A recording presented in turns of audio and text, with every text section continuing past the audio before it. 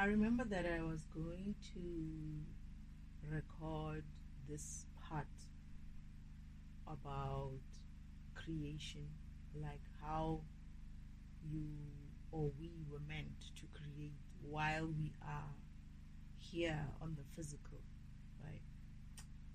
I've had this issue about creation or co-creation or all these things that have been, all these concepts about creating your own reality, creation, you're co-creating. I could never understand what they meant, and I can never understand how it works because I always hear people saying that they are creating, and I guess the reason why I had an issue with it, it was because of I knew what creation from the perspective of God Himself looked like, in a sense of I understood in a way of saying, I mean, I've never seen really,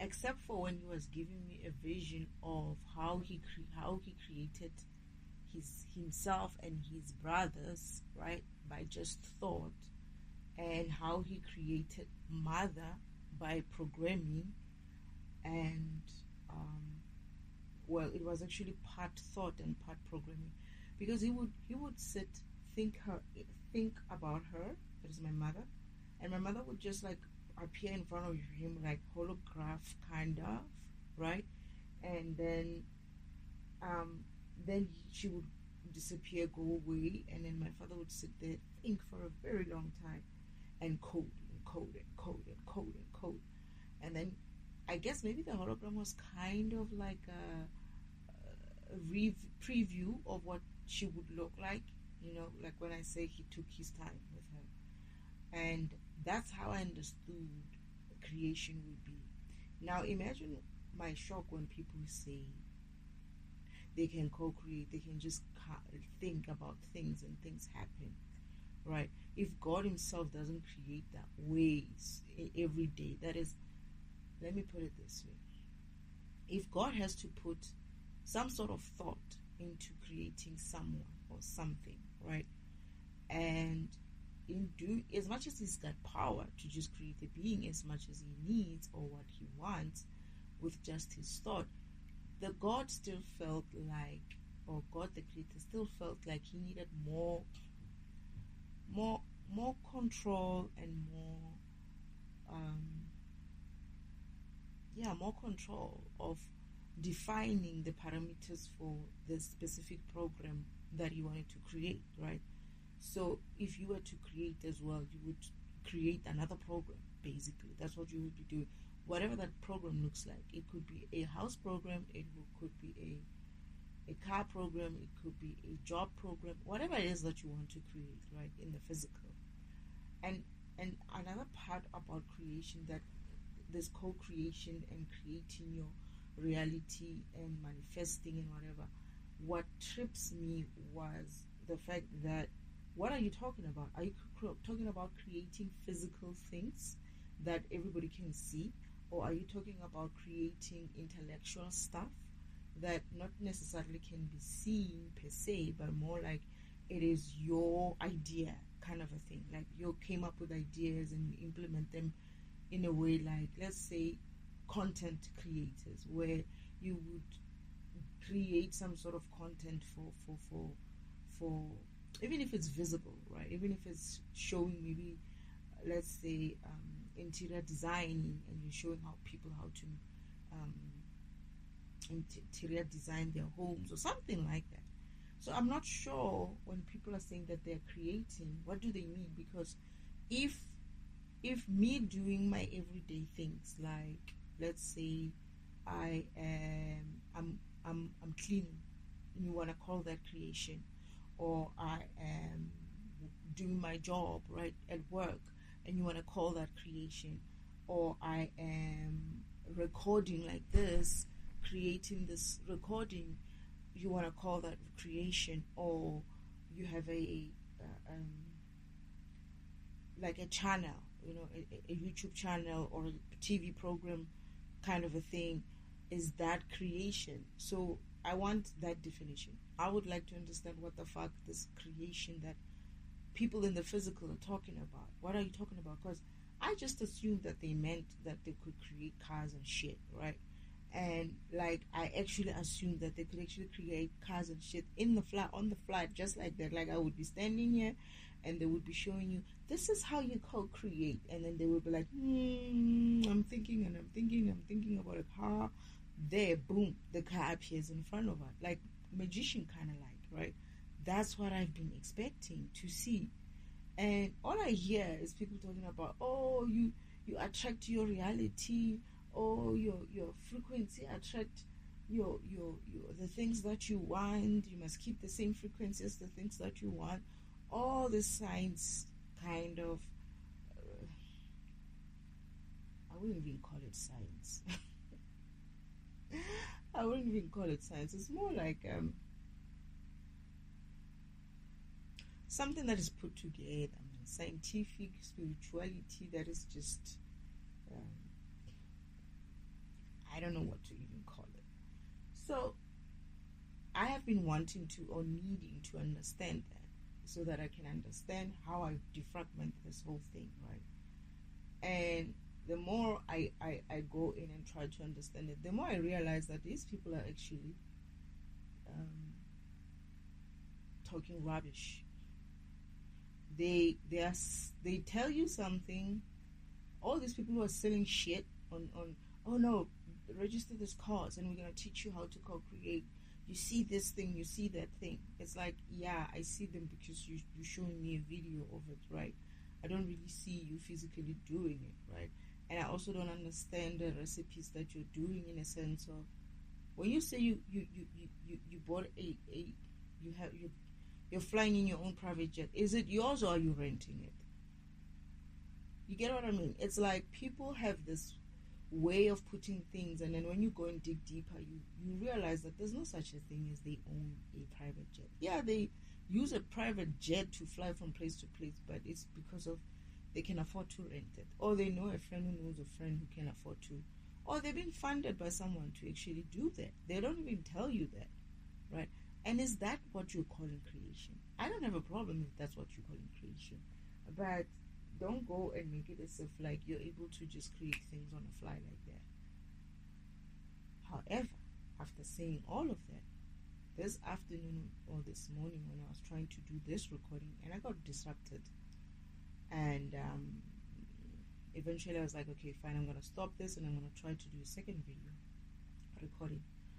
While I guess I was going through the day, I remembered some details. I remembered that, Father, I was going to redo a recording, right, of the specific topic of how you were meant to create. And I remember that I was going to remember something that is, I was going to remember, this is something that Father added for me. Some of the things that he added for me to sort of like handle or defragment before, like with this process.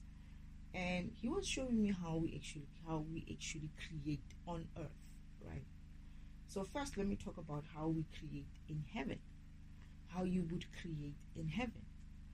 And what I got this afternoon, this morning actually, not afternoon, I keep saying afternoon, but anyway, how I remember in heaven, how you would create is that the idea that people are talking about, or that I assumed was the case, is that you would create from your mind, right? You could create from your mind, you could create from your hands.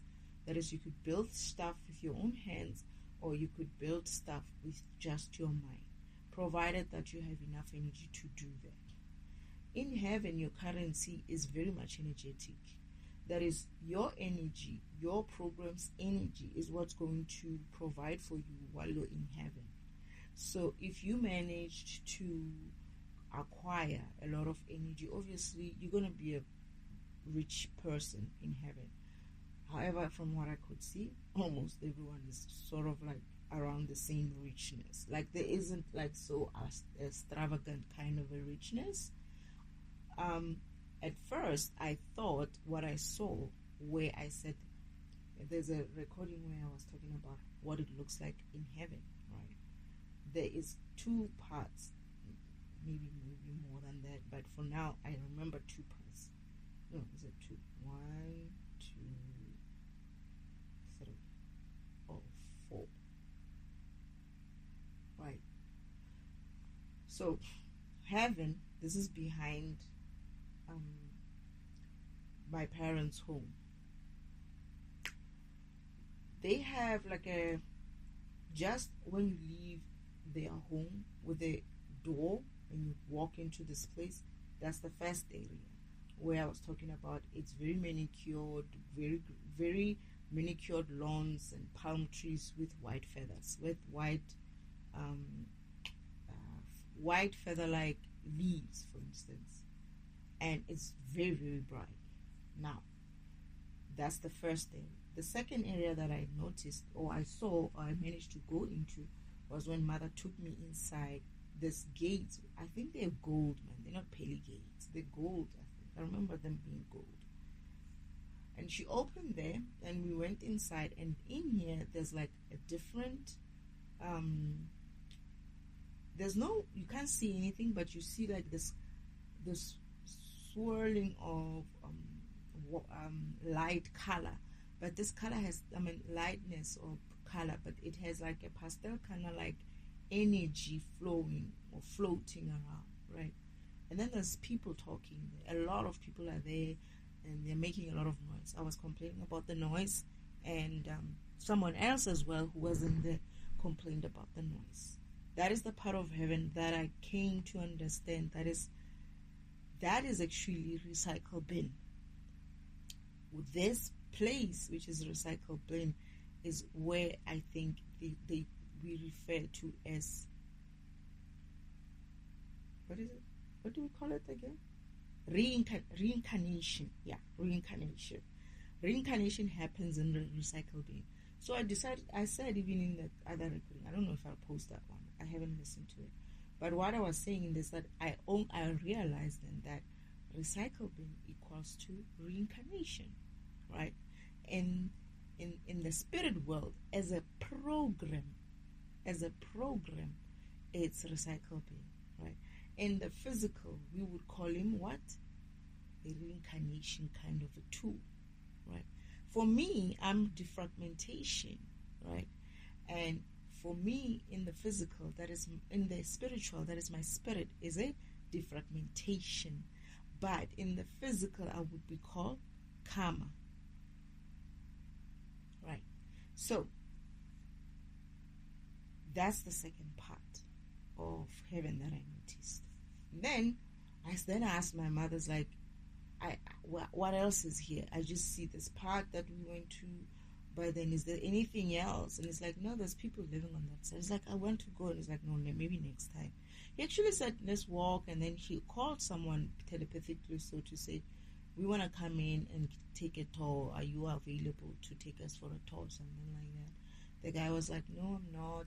I'm kind of, caught up in something. Something is happening, like some action. I understood. And mother went even like her face went a little bit like, when somebody's like with that look of a little bit of worry, but not really. And then she was like, no, he's kind of busy for now, so we'll come back some other time. And then we left, right? But then now there's two parts now that I saw. And then when we got a chance to go back next time, we went into another door. Is it a door or would it be a gate? I don't remember, mother. Was it a door? It's a gate, kind of doorish, kind of, but it's not. Why do I remember it being black? Why do I remember it being?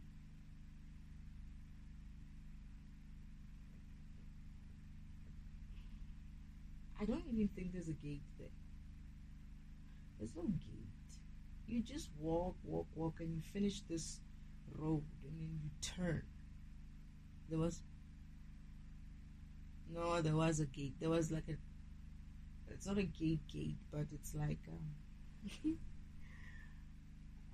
my goodness, I have to remember this part. Do I have to remember this part? I don't remember what I saw now. All I know is that when we walked in, the ground changed. It became sort of like natural ground. It wasn't more. It wasn't like um, um, paved kind of a place, right? No, yeah, we walk in and then we go around. It's like a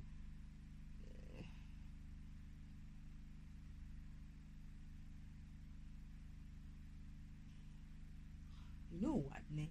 In the front when you get in, it looks very much of a security kind of a place. You walk in, they walk you in, it's like, how can I put it though? We had to like go in.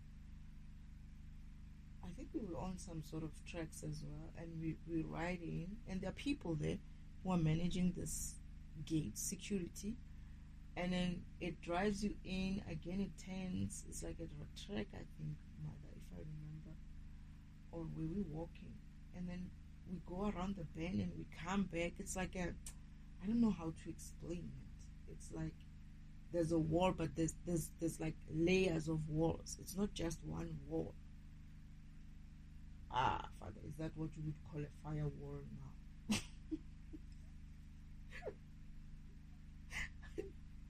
Why? Okay, is that what we would call a firewall here? And I think this is why I'm like, I feel like I have to remember this. That's a firewall kind of a thing. It's actually a wall, right? We go in, and then there's like triple layers of it, or twice layers, something like that. Am I even supposed to be talking about this? And you have to, like, you go straight, and then you turn somewhere, you get another wall, and then you turn somewhere, you get another. I don't remember. And I remember asking Mother, why is it so difficult to get in here?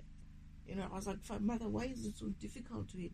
When are we getting there? Mother's like, you're going to learn about it in you're gonna have to figure it out when in on Earth. I was like, okay.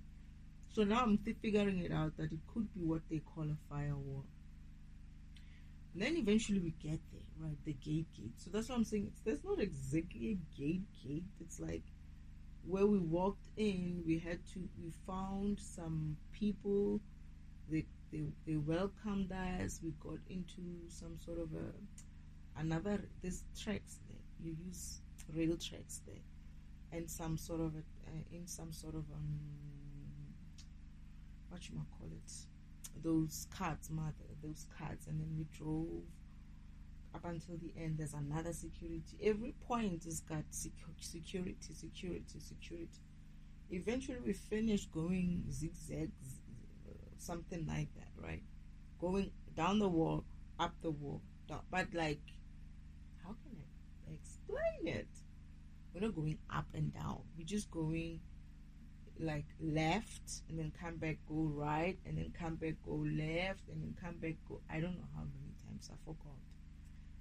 Eventually we end up in this place where we are ended, and we find some other security person, and then I'm being introduced all this time, right? It's my first time coming, and then Mother has to explain to them, this is Destiny, she's just here to, you know, I don't think she even said who I am. She just introduced me as a Destiny, and I'm here to just see what heaven looks like.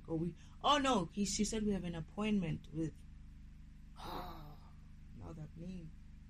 I have to remember. I don't know who the man we were meeting up with is, but I get the feeling it's Abraham. I don't know why. I get the feeling it's Abraham.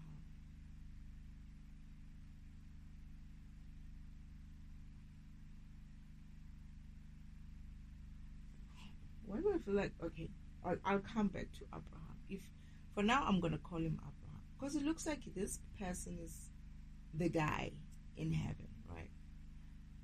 Anyway, after that we go into this. Oh, and then this person I think said something like, I will call him for you, and then he calls him.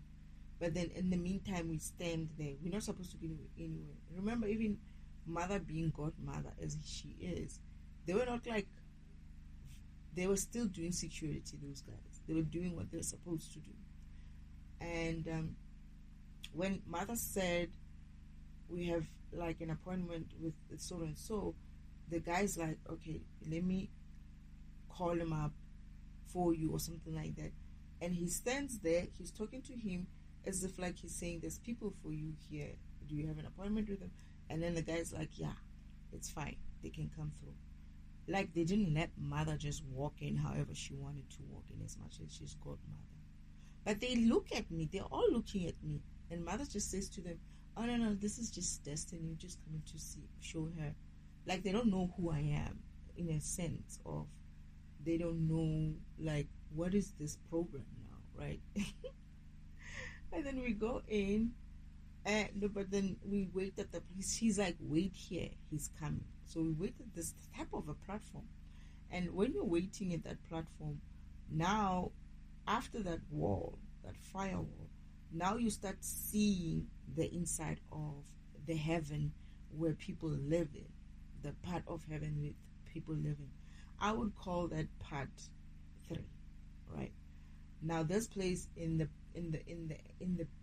the front, when you enter, when you look like far there, it's like it's just a beautiful greenery place with a beautiful sun rising. It's a beautiful place, right? But very much natural. It's like what you would see in the movies when they're showing you this very beautiful water there, and then there's like a sun coming, what do you call it, sunset or sunrise, or against the background of the water, and then there's like this beautiful colorful. It's exactly that. But then there's once you start looking that far, right, it's very natural. Once you start looking that far, you start noticing that it looks like there's like hearts in between these trees, but you don't see many, like heart like kind of houses. And then I was like, okay. And then when we were standing, there's also like not exactly there, but a little bit on the side, there's like a bridge, but it's made of twigs of branches, like tree branches or something like that. It looks quite, how can I put it?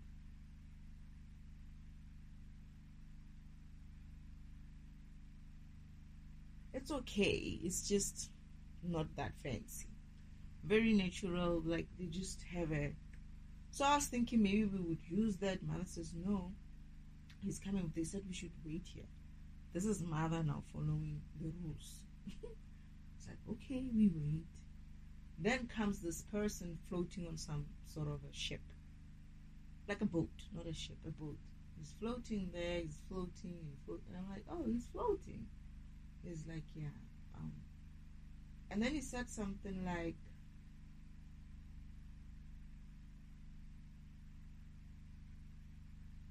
it's almost as if like,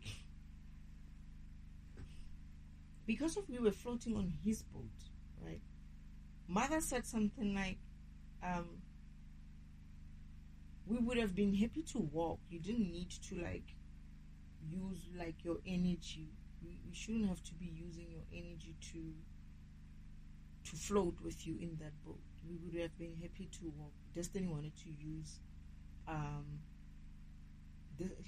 she thought he was gonna come through the bridges, and the guy says to her, no, we can't use the bridges, they're not stable, right? They're not stable, so I didn't want you guys to risk it, so I'd rather like come with my boat. Remember this boat, right? The reason why mother was saying you shouldn't have done that, it's like I think she even said to him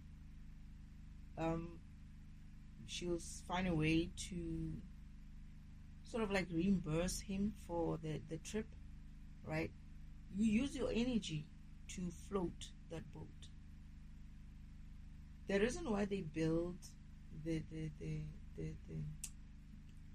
this type of bridges with tree branches is because of the people in heaven who went to heaven illegally, like they used Uncle Old Man's back doorway to go in there.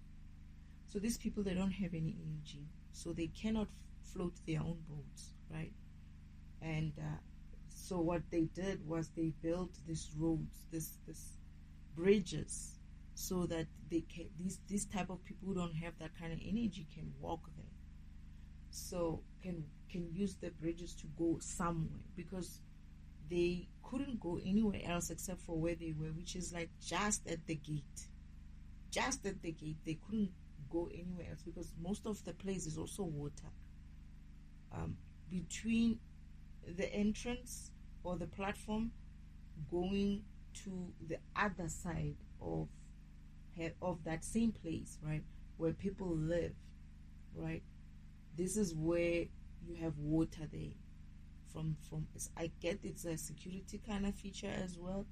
It's a lot of water, so you have to float or use a ship that is floating. It's not floating in the water, it's floating on air, right? The water they don't use, they just float on air. I mean, it's very muddy. But mother says to me, no, it used to be clear. It's just with the long time it has been used.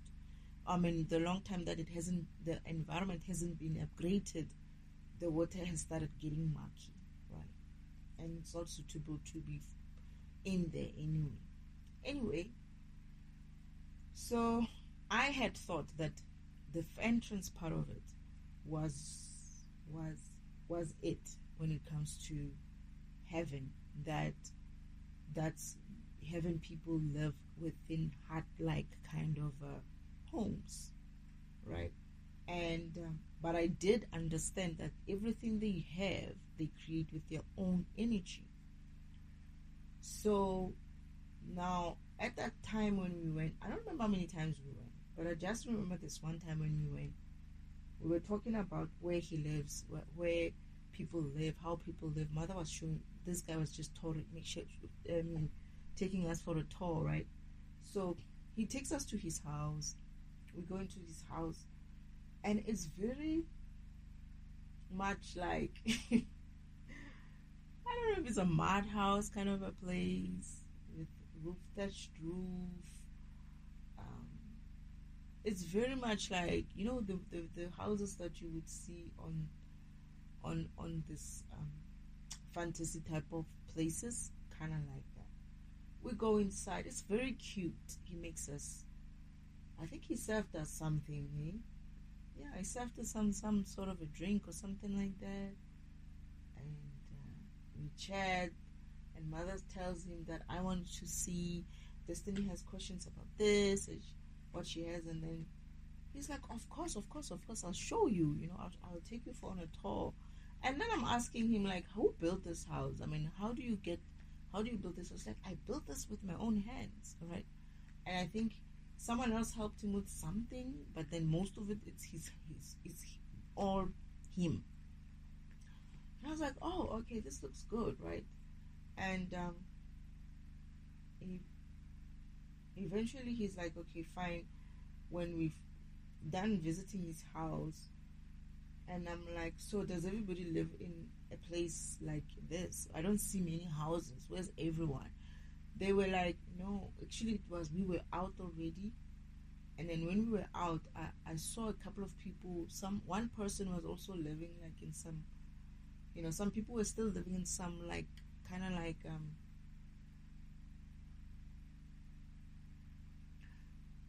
I think this was my second or third trip there. He showed me the one side, and that is,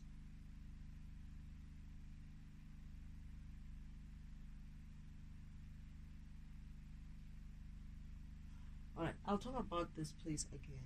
Or I'm remembering something else again. That place is split into two, or something like that.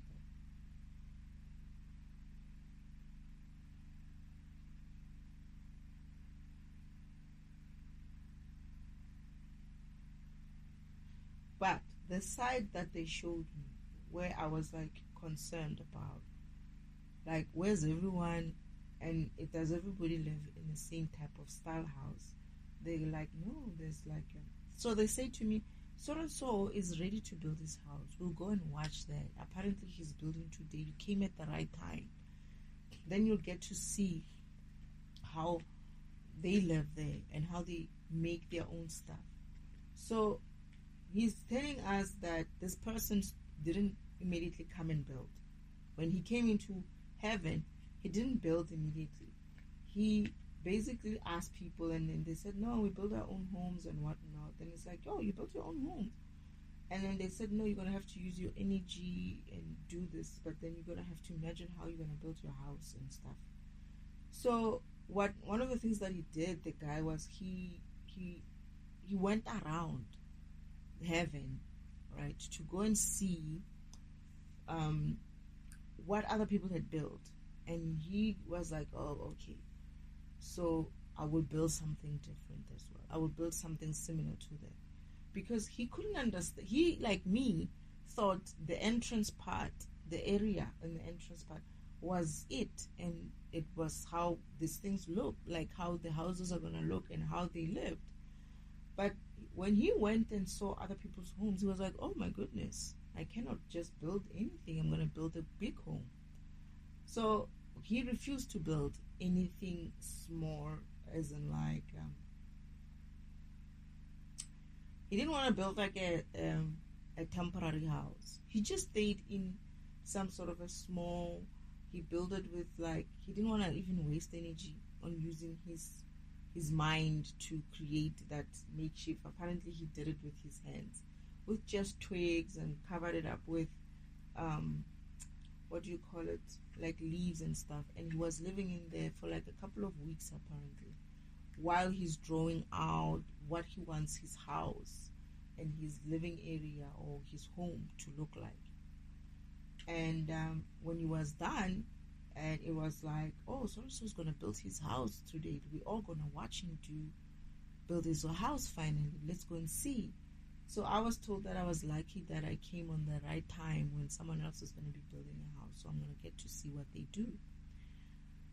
So we went there, and as we were going there, he was already starting, and people were gathering to come and watch. And he was doing a great job. He just sitting there, and I see him also looking at his book, like where he was.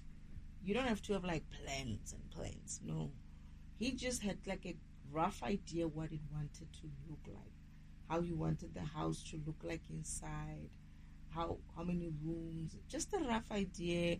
And he had like sketched it out. He was able to draw, obviously. He had sketched it out and sketched out what he wanted the lawns to look like. I believe you can do all that from memory. Like if you had an idea of what a house would look like or your home would look like, you could create that. But he wanted to detail it in such a way that it was everything that he wanted while he was still on earth. And he did that. He built that while we were watching. But then it was taking a while. Apparently it was going to take a while as well. But he had built most of it, like we could see it coming alive. Then the guy says, no, let's go and see the others in the meantime, so that by the time we come back, I'm sure he would be finished. So I was like, there's more to this place. It's like, yeah, there's a lot of people who are living on that side and on that side. And so we go, right? And now this is like a kind of like a place where there's water still when we're floating. But on the other side where we're going, it's like, it's, I don't know if it's a mountain or what. What do you call it? Is it gorges? River gorges, but very deep river gorges. And on the other side, it's like this land is like very high up. You have to go there. We have to go there. When we go there, yes, this is where like it's a different story. Heaven is a heaven. Like you have big homes with manicured lawns, and well, I saw one car, a Ferrari, and I get the feeling you can do anything you want. You can create anything you want. If you like a style of whatever, the 1800s and whatever, you can build your house like that. If you wanted a modern house, our current, 2000s and whatnot, you could do that. Whatever you want. If you wanted to travel in, because I think I see some horse carts as well. you can do that. It's like, it's very much, everything is there based on what you like and what you want. And you create that all on your mind, from your mind and your energy. Your own energy creates that. And what also they were telling me is that the environment is also so high vibrational that it supports you to build and maintain that kind of a creation, because you must be high vibrational, but still your environment also kind of like adds some sort of like a support for you to achieve more than what you would in a different environment.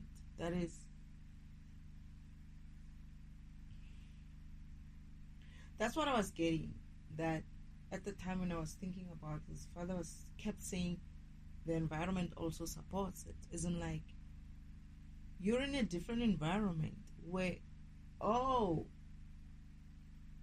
so what I'm getting is, when they say that environment supports it, is that environment, that heavenly environment, has some sort of a functionality, or allows you have access to create like that. That's what I'm getting. Like it allows you to create like that with your mind.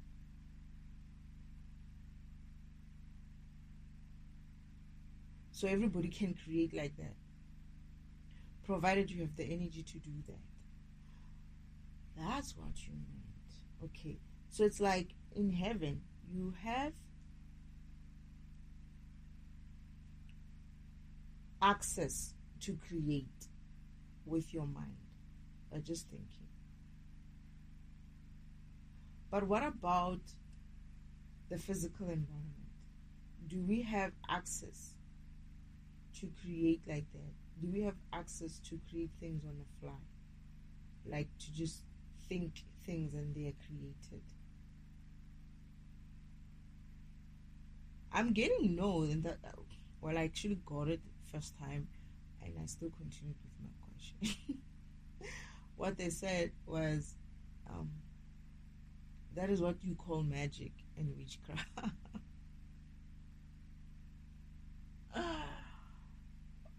So people who, okay, now I get it. So people who are able to create things, like,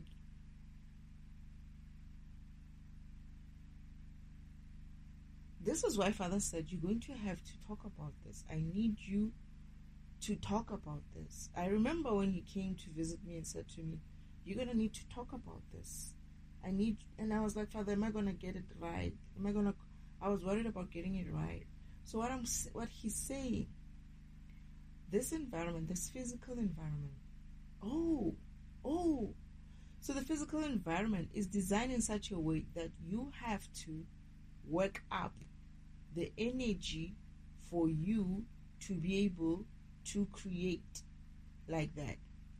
That is, in the physical world, the creation that you get in the spiritual world, in the heaven side of things, in the heaven, or in spiritual, let me just say in spiritual, is available there only. It's only allowed there. It's only accessible in that environment. On earth, or any other physical environment, you have to use you're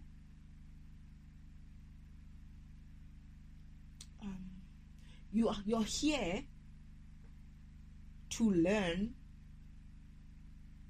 to gain energy, so that you can create using your mind. So you have to start with working hard to keep, not hard, but working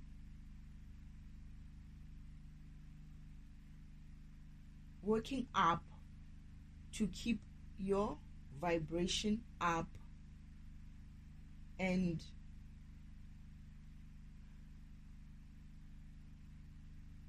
to create with your hands. It's almost like you have to learn the hard way, how to create the hard way.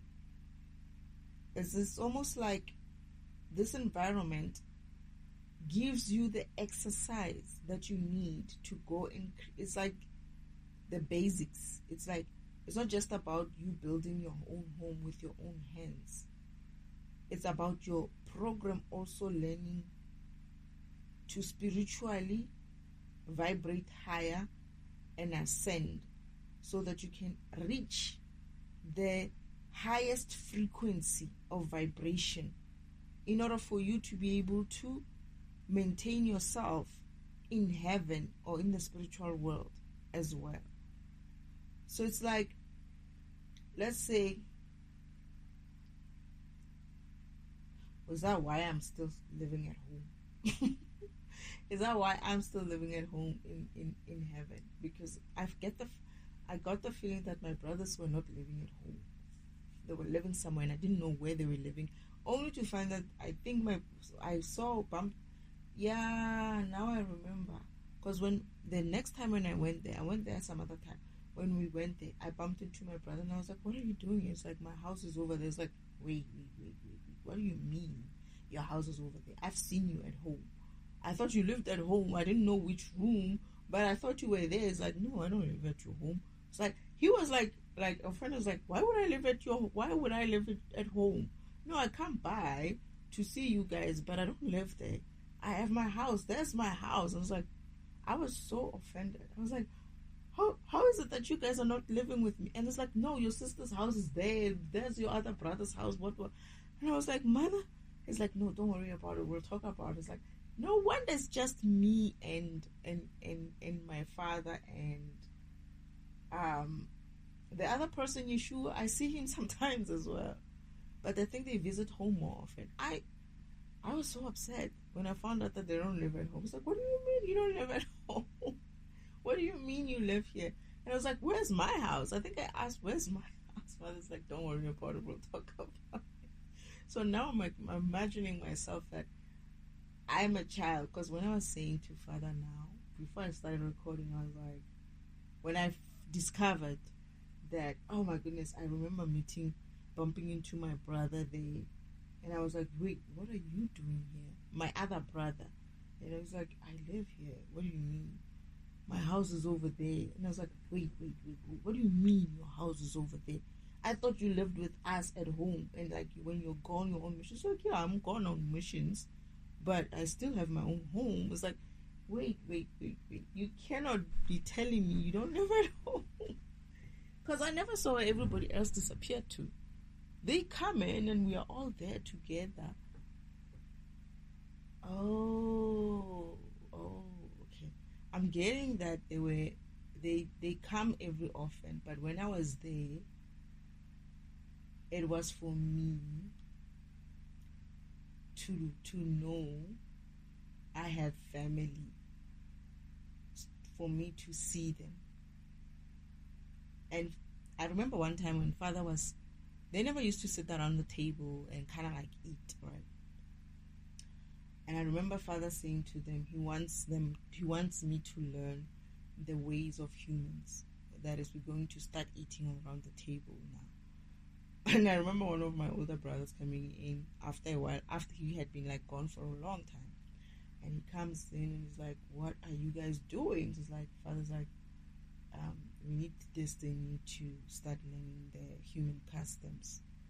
He's like, so now we're eating around the table? We're gonna like hang around the table? It's like, Father's like looking at him like, I just said, like, but he didn't repeat himself. So the guy's like, okay, fine. That's when he goes and sits down. This is the brother that I say is very much like my father. Like when I say you never know which one is the son, which one is the father between the two of them. So they sit down. Oh my goodness. Okay, so I just had to pause that. Anyway, so he's like, what do you mean? And he's like, no, I live over there. There's my house, beautiful house as well. There's your sister's house, there's Wallo's house. And I'm looking at mother. This was like, where's my house? And mother's like, don't worry about it. We'll talk about it. This and like, Now I'm getting that the reason why I am still living at home, I'm still a child, and probably I cannot afford a house, energetically. So, okay, I'm getting that I can, but I still need to live at home. I'm getting that I needed to learn my karmic lessons, these lessons, in order for me to learn and understand how things work at home, in heaven, in the spiritual world. Okay, so I guess I'm also in the same. Oh, I guess I'm also in the same. No, Yeshua lives somewhere as well, outside of the house. Yeah, because he showed me like they were around, kind of like the same area, but not all of them. And then because there's like 12 of them, and he was sure. No, I think the others still live at home. Mm-mm. No, they don't live at home. So I'm gonna get my own home when I get home. My own house. Although I don't feel like I want to live anywhere else except for home, I still want to live at home. I don't think I want to get my own home when I get back home. That's if I'm still the same age. If I'm still the same age, I just want to stay at home for a while. I feel like I'm going to stay at home for a while. I don't think I would want to be in my own house. But anyway, so these people are creating based on their energy. You create based on your energy. So Father's like, he wanted me to do this one. I think now I understand it. Why he said it's very important to remember to do this lesson. And I was like, what is it about? And he's like, your uncle has been spreading false ideas about creation. Oh, yeah, I remember he said that. And he seemed to be very emotional. And I remember he held me, looked into my eyes, and he says, Destiny, promise me you'll remember to do this lesson. And I was like, I'll try. So we do. So this is the thing. This environment is not set up like spiritual world. Otherwise, why would you need to be here?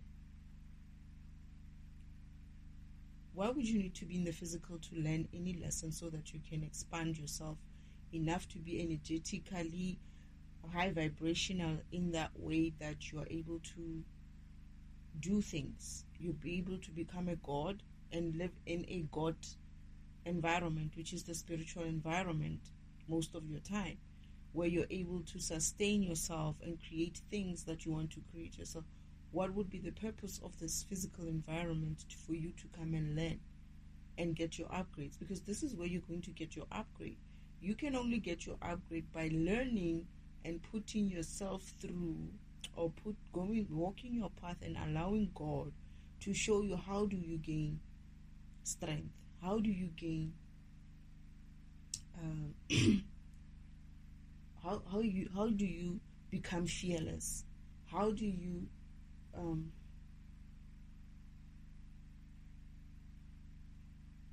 lose the low vibrational energy of jealousy. How do you overcome all these demons that your program has? How else would you expect to do that? Imagine if this environment,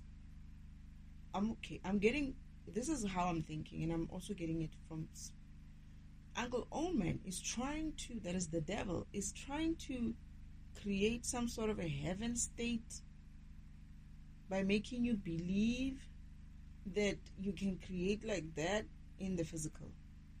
Where else they're saying they're trying to teach magic,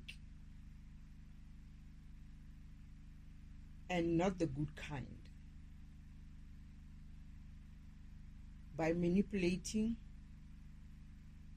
energy in a way that it's unsustainable. what they don't realize is that way of creation breaks the laws, because I guess you would be stealing from somewhere. I feel like they're saying it breaks the laws of the universe, therefore making you weaker. Shit.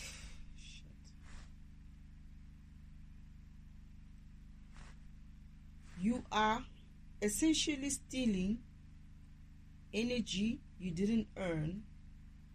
You're stealing it from the universe itself without earning it.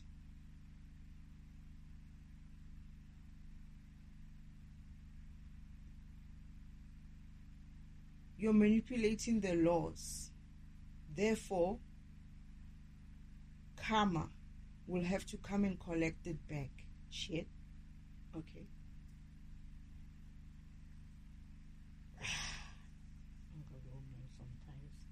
This guy sometimes,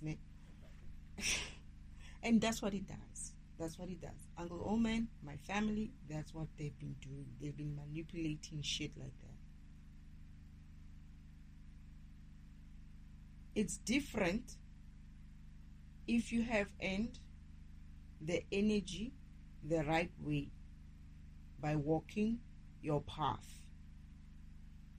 Anytime you gain energy out of your path, you're essentially stealing energy from something or someone else.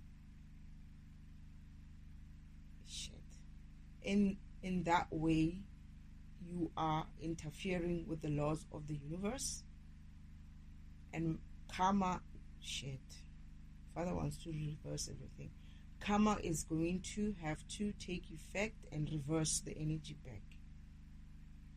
I understand, Father, now. Thank you. I remember why you were so serious about it. I now know what you meant by it. So here's the thing. If you're not... this is something else now. Now you're taking it. So what I'm understanding is you have a path that Father planned for you. Your purpose, that is. Your purpose and your path that you're going to go use, you're going to be guided to get to this point and that point. You allowing yourself to be guided, even just that, just you being open to be guided by the universe, by God, by ancestors, to walk your path accordingly. You get to claim those energy nuggets, your cherries, your stuff. You get to gain that. And when you get to the certain point, it's like, you've reached this level, and then, right? Imagine your game. Imagine that game where you walk is like a maze kind of a game. You can't jump from that maze, that side of the maze, and go straight to the other one. You have to follow the maze. You have to follow the maze, because if you don't follow the maze, you're essentially breaking the program. And when you're breaking the program, you're interfering, you're creating an energy loss in the program. Therefore, that energy loss that you're creating in the program is seen as a stealing of energy or interfering of the universal laws, because you are set in a maze-like game and you want to go and do your own fucking thing there and try to get shit that you're not supposed to be getting. They're saying you're essentially stealing someone else's energy, meaning you are getting out of your path and going and getting... You had agreed with God when He planned your path, when He called you in and He says, I'm done with your plan. Here's your plan. I just need to finalize the details. You have to choose your home. You have to choose your car. You, motherfucker, went and chose a jalopy there and some small house there. And Father's like, okay, no, maybe you can choose more, because your energy that you're going to have here, you would be good. Like me. I said, no, I'm fine. I just want that small house. That's what Father's like, no, get another house. Get another house. He kept saying that, right? But then you were like, no, I'm fine. You know what? I want to be this person and whatnot. So I was okay, fine. You can afford that because of that's who you are, right? Fine. Now you come on earth, you see Benny there. Benny's being, himself, and he's getting his own Ferraris and stuff. Now you motherfucker want to go and be jealous now and be like, I want that same thing. And then you're getting out of your path to try and force things. And steal. You know, when I'm saying stealing, right? You know, my vision goes to who? My ex. My ex. By you going out of your path and trying to force things into existence, you're stealing. You're going to steal Benny's Ferrari, or you're going to steal someone who hasn't maybe reached. So what I'm getting is that these resources, Father, that you've allowed for us to have here are limited to us, in a sense of Benny's car is Benny's car, it's not yours. You have your own things. Keep to your lane. Keep to your things. And when you steal from Benny, right, that Ferrari, right, then you're causing Benny to have to struggle for something. And also maybe even go and steal someone else's. Like instead of a Ferrari, maybe Benny goes and get a maybe not a Ferrari, but maybe steal some let's say a BMW of someone's, right? So you're causing other people to also feel like, I'm not getting my stuff, but at least I can get this. This is not what I wanted, but at least I can get this.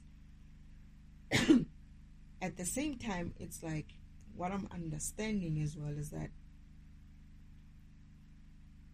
your resources are in your path. Benny's resources are in your path. And then they said something, they threw another image in my head of children. When people go and try to force to have children with this witchy stuff, right? They're stealing other people's children. We already know that. They're stealing. Uncle Oman has already done that. I mean, he has already... But Uncle Oman didn't steal someone else's child. What he did was he kicked off someone on the yeah, that's a different story anyway. But you're actually stealing. Let's say you were supposed to have 4 children on your path, and maybe something happens to your other child for whatever reason. Sometimes it's not that it was meant to happen. It's not necessarily meant that it was your lesson planned, but God still manages to, help you to go through it. But it is also that someone else, right, has stolen that child. For instance, I was stolen from my mother, right? So this person who gave birth to me, I wasn't in her path, right? She stole me. I wasn't in her path. She stole me. And what she did was she stole an energy from my mother, my real mother, the mother who conceived me, right? So things like that, you're essentially, this is why you're creating such havoc in the system. And what you're trying to do in terms of I just had another thing. What you're trying to do with this manifestation, what is it? Creation of something? What do they call it?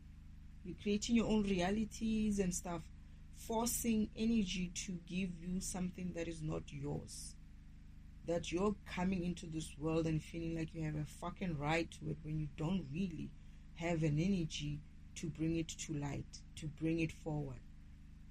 And you do it in such a way that they're saying this is why people are stealing. Some people do it with magic. Some people do it with witchcraft and stuff. And some people, it says it's magic. Like this whole thing of you're going to do, what do they do? I don't know what they did. I think it's what they do. What do they call it? They use the word, right? I didn't hear it, but I know that word.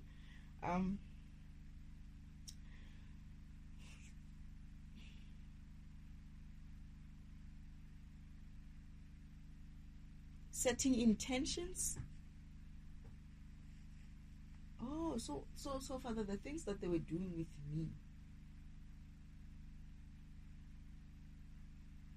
were when they are doing, and they're using like the moon cycle. They're using the moon,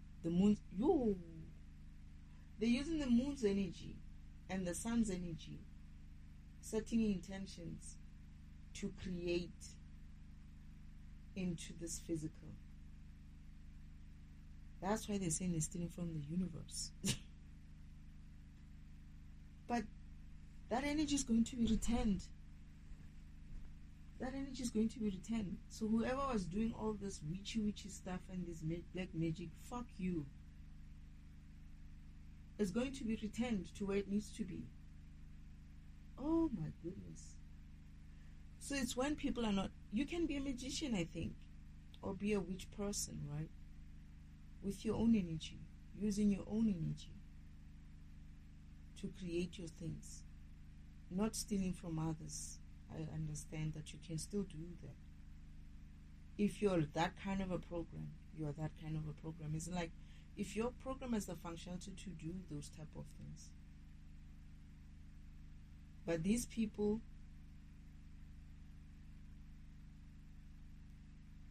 they have learned this. I'm getting that this is coming from even way back when. Shit. So it's like the Egypt times, they learned these things. Not even before that. It's like, oh, now I remember Father saying something about those books.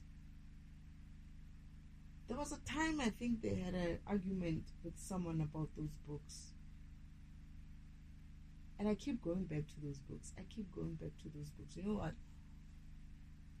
There's these books, these magic books. I have to remember something about the magic books. I feel like Father did something, or is gonna do something. Like take away their powers or something like that. People are bound to those books. People's energies are bound to those books. That's why those books work, because of the magic in there is binding people in those. That book is alive because of someone else's energy is bound to it. That's what I'm hearing. And then they saying that person is in purgatory because of those people are in purgatory.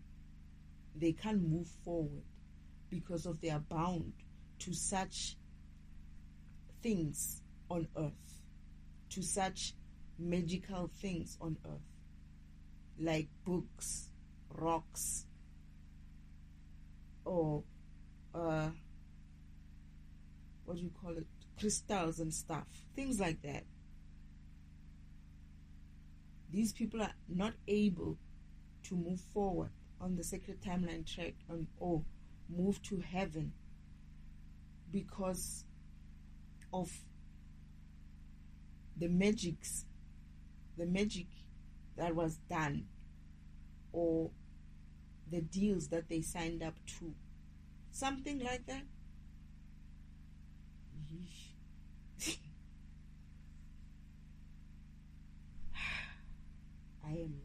This is like, oh, I don't even know what to say.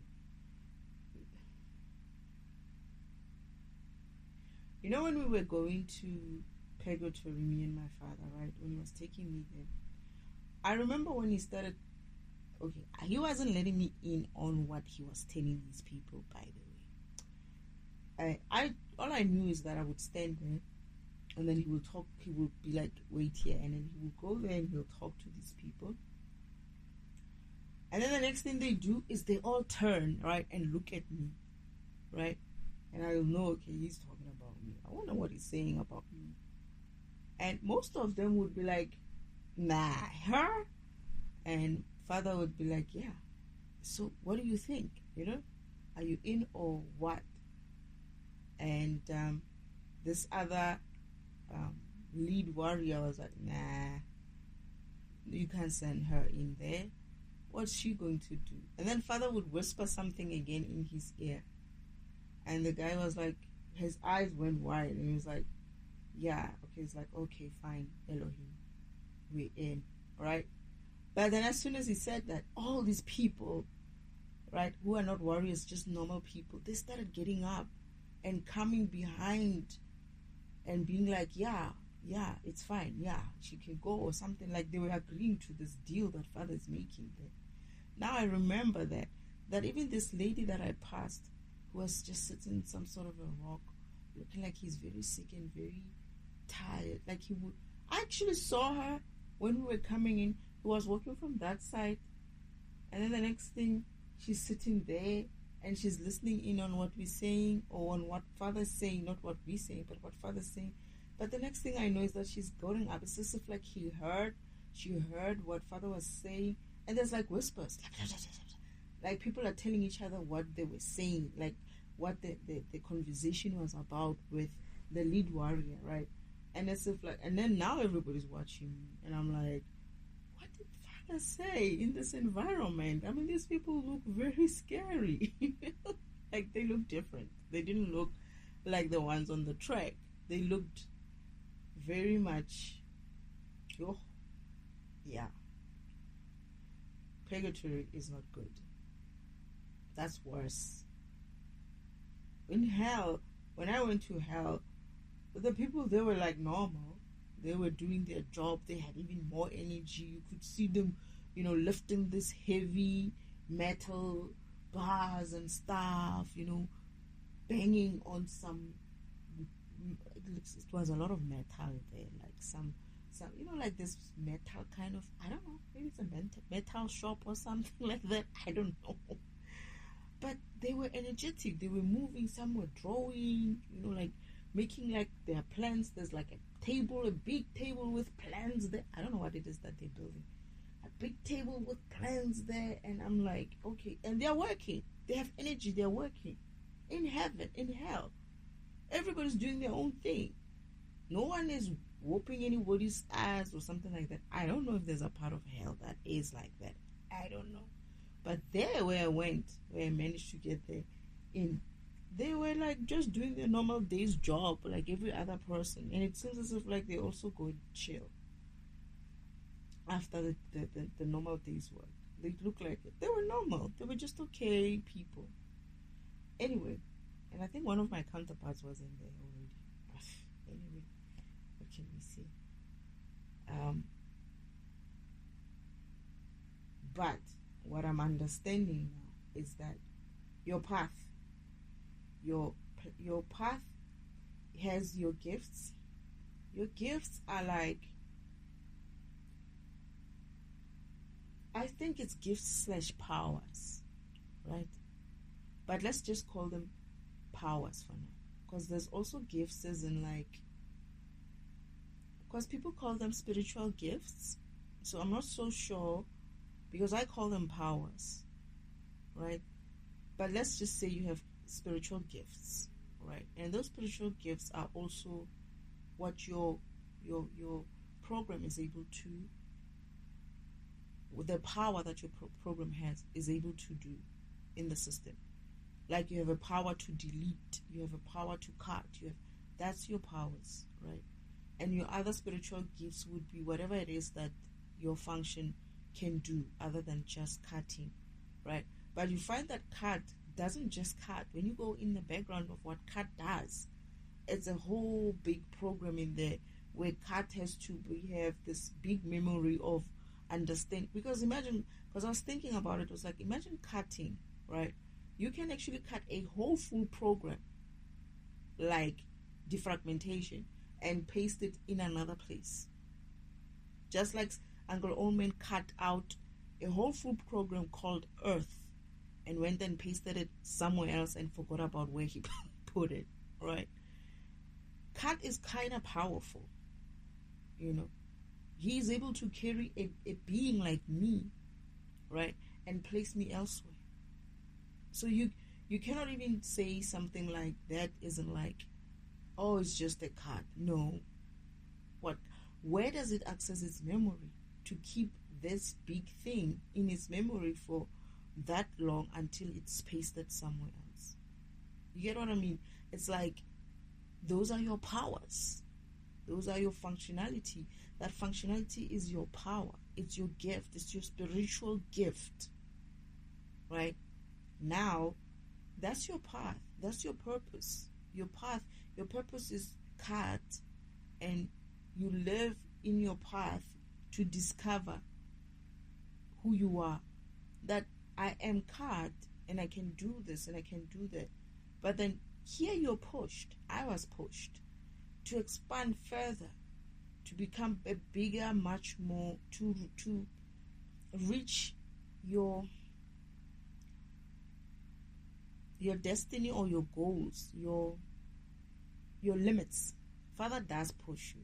I have to be honest, I've been pushed, and they kept saying, you have the power, Destiny, you can do this, you have the power. I was like, I don't want to have power, but anyway, let me not talk about that. What I'm saying is, that program of yours, on that path, it's going to discover all these beautiful things about itself. Oh, I can also do this. Oh, is this how I cut? Is this how I keep this thing in memory? Is this how I pay? Is this how I release it to paste?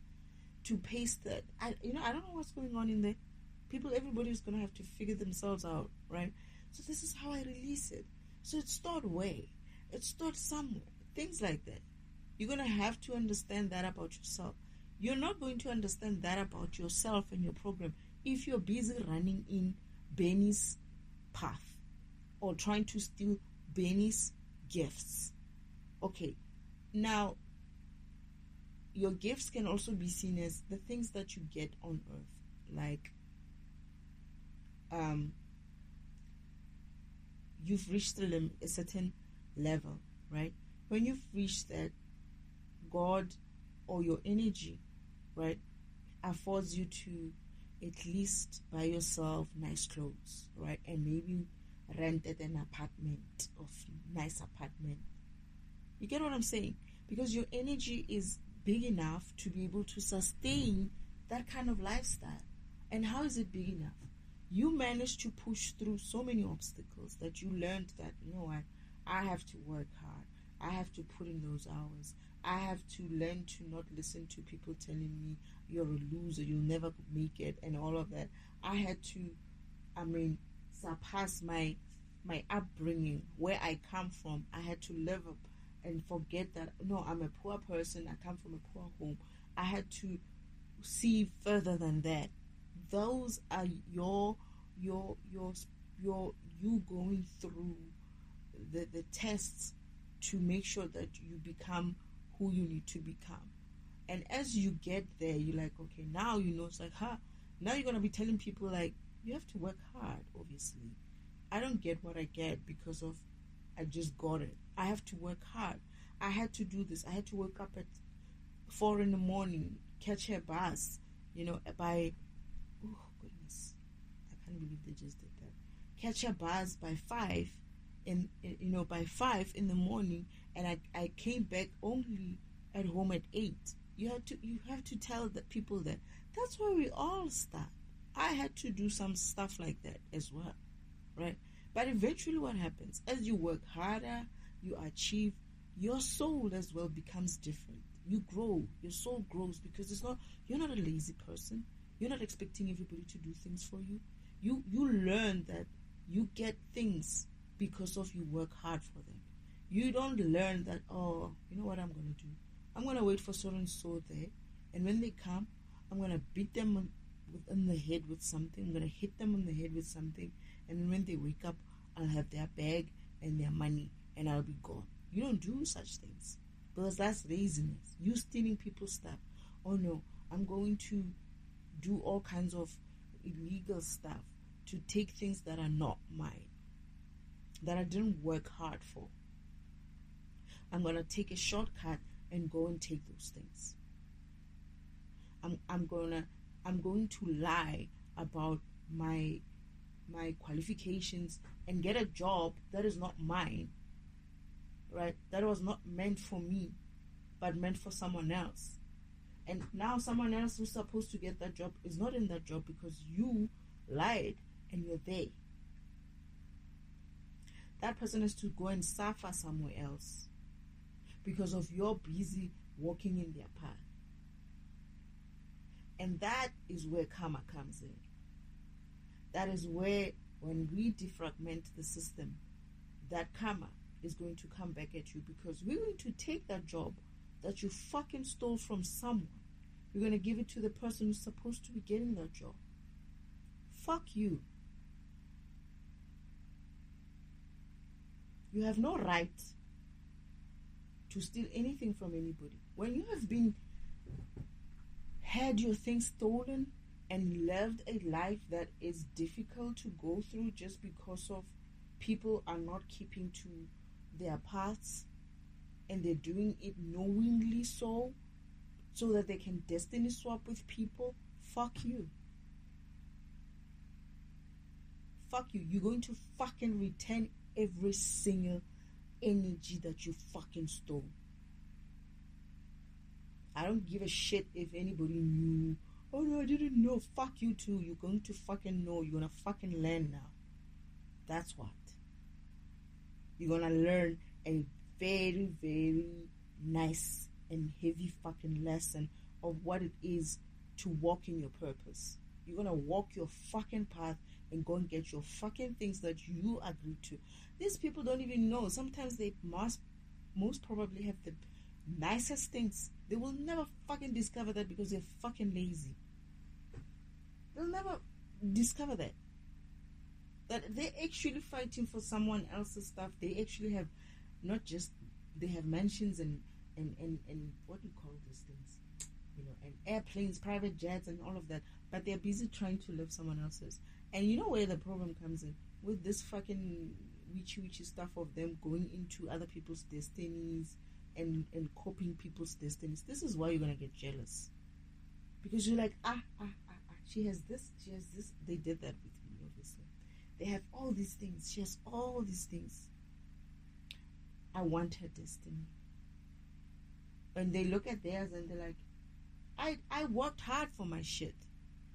There's a reason why I have those things. Go and do your own job. If you need to come back and get more, and this is the thing, in heaven you have all of that.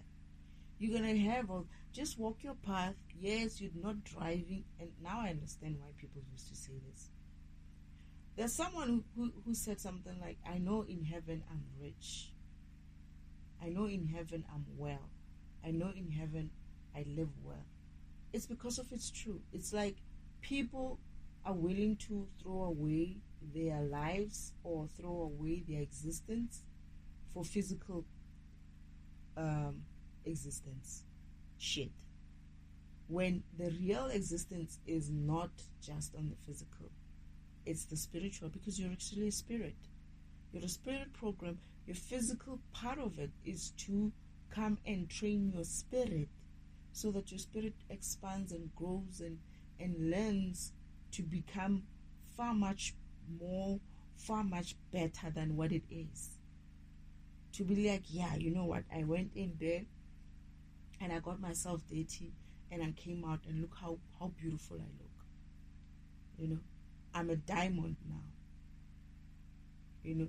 But now people don't do that. What they're doing is they're coming in here, and basically what we're doing is just looking at who has what. Because, my sister said something about her boyfriend going and checking this person who was checking something about, this mirror balls or mirror stuff or something like that. And I looked at her and I was like, and you're okay with him doing that on you? And she was like, no. But then they said to him that we are going to be fine. We are fine. Me and him are going to be fine. And I was like, you're okay with somebody looking at your future like that? And I just knew that they tried it. They tried it with me. They tried to look into my future. But somehow, when I said that, Spirit came back to me and said, don't worry, they were not able to see anything. But although I know that my sister they have a copy of my destiny, and they have a copy of this mission.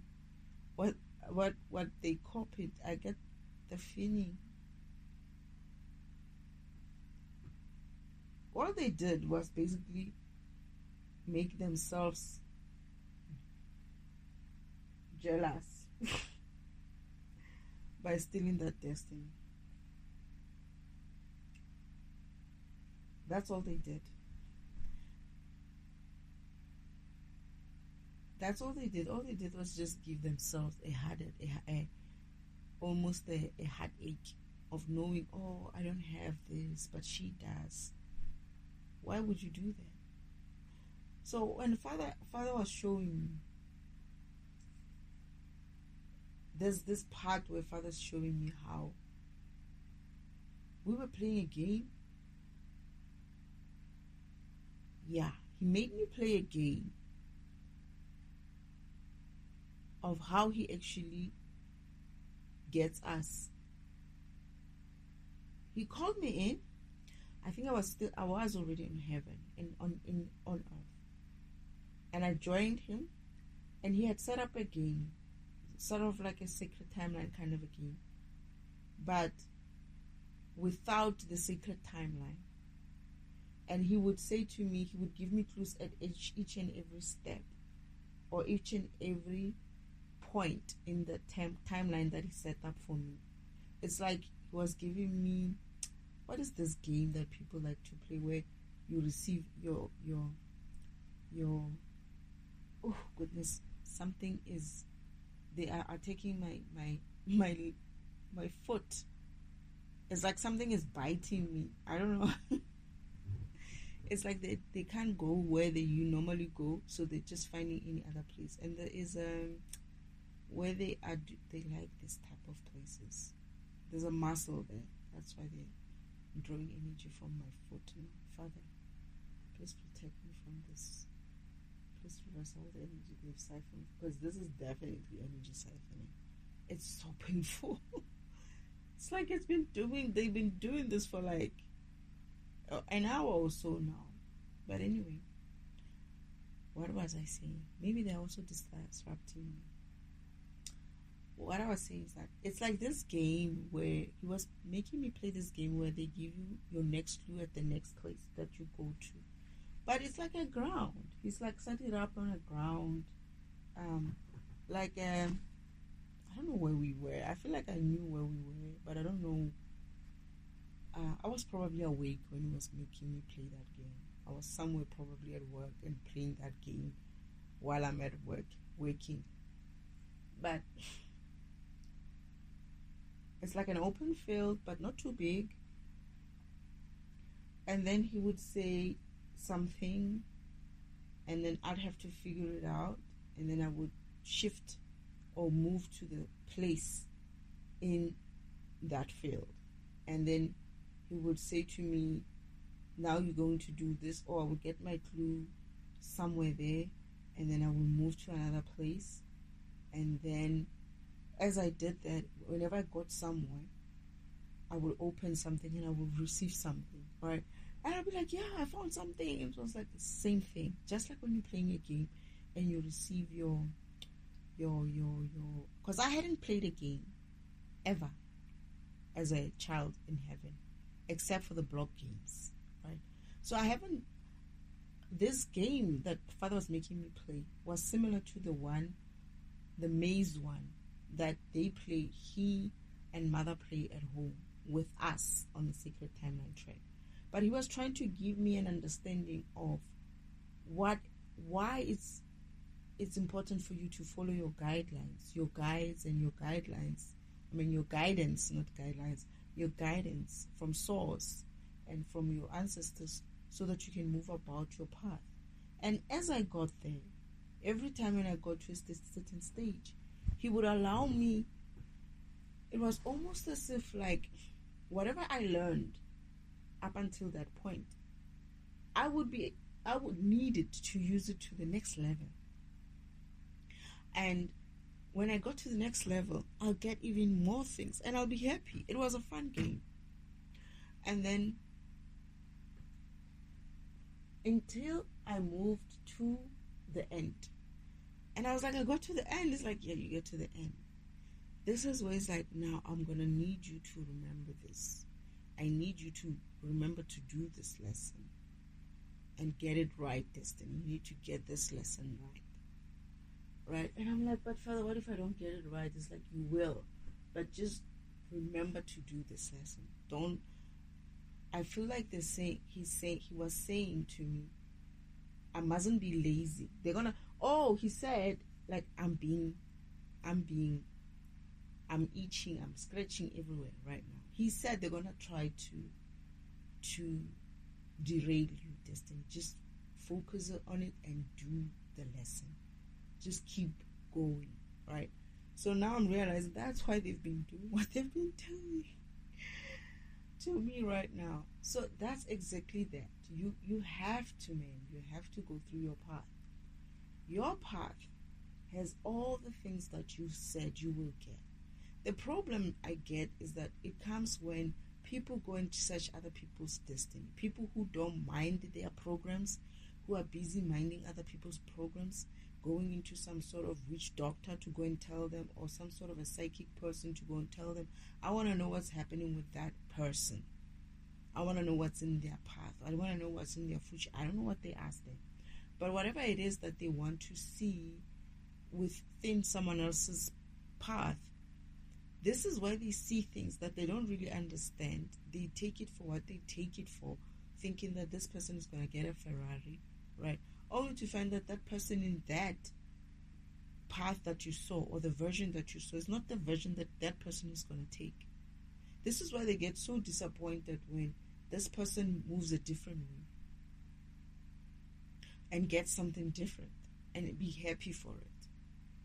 And they're like, but I took your stuff. Why are you still happy? That's what they did with me. They are still surprised that I'm still happy and able to just be myself without the fact, despite the fact that they managed to somehow make me go bankrupt and whatnot. And I'm like, it's just money. Yeah, well, we can make some more money some other time. And I don't even want it right now. I really don't think I want to have money when I'm around these people. And anyway, so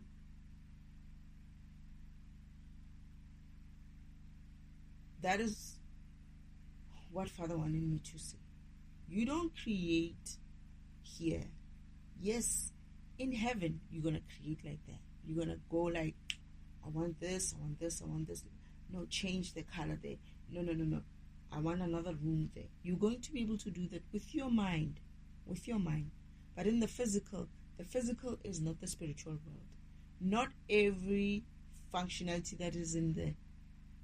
You know what I keep getting when I was talking about this? I keep getting that Uncle Omen, the devil, doesn't understand that. This is why they're trying to use black magic, witchcraft, to steal things from others. And I kept asking this question. There was a time when I was like, why do I feel like these people are stealing from other people when they are doing this whole co-creation stuff? And this is before I even awakened. I had this feeling that it doesn't sound right, man. Whose things are they taking? How is it that you're going to be like, oh no, I'm going to sit there and I'm going to, not co-create, man. Create things into my reality. And I'm like, that sounds like black magic. Oh, again, they are biting my other foot now. They were on the right. Huh? No, they're still the same foot. Oh my goodness. Right. They are really disrupting me. So I was already thinking these people must be stealing something from someone. How do you just bring something like that into your physical? The way they were explaining to me, and like I'm saying, these people are not they are not creating reality with intellectual kind of things, or with all those things. It's like, even if it's people, right? Even if it's people, even if it's an environment of some kind that you're trying to create for yourself, as in, like, I don't know if you're bringing the husbands that are not yours into your physical, you're bringing the wives which are not yours into the physical. I don't know what is it that people are doing, but because I'm still like trying to figure out, when you say you're fucking creating your reality, what do you mean? What is it that you're talking about? What kind of reality does that look like? Is it that It includes everything, like the house, your husband, your children, and all of that. So what Uncle Omen is trying to do basically is take you out of that path that God designed for you and make you create your own path. Oh, do you know what the problem with that is? The problem with that is that I discovered about it is that when you do something like that, you're gonna end up people what they did, what Uncle Omen is doing, right? He's using every other person's resources, right?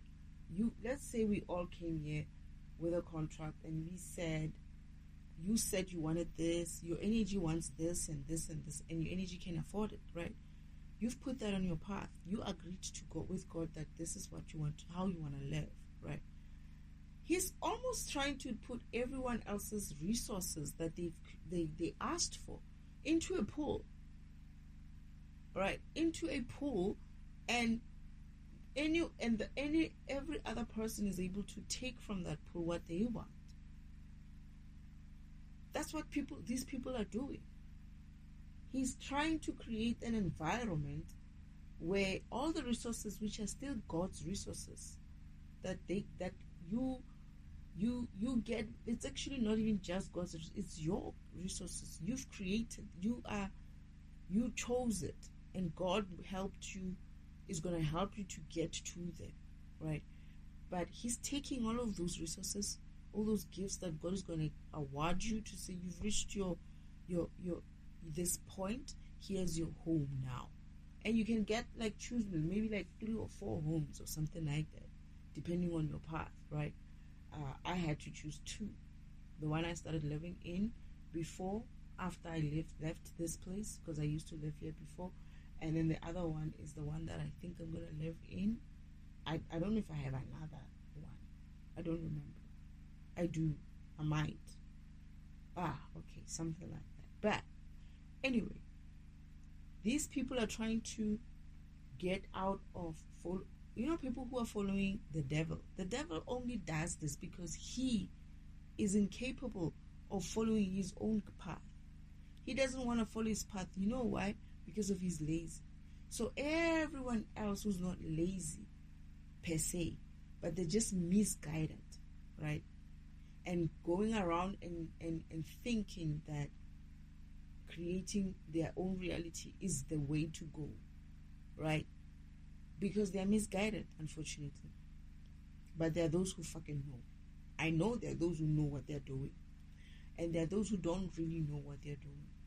But I get the feeling that only the ones who know what they're doing are in on this, because they know what it means. What they're trying to do is pull the resources into a group and have them who know and know how to create those things or take those things, be able to take those things.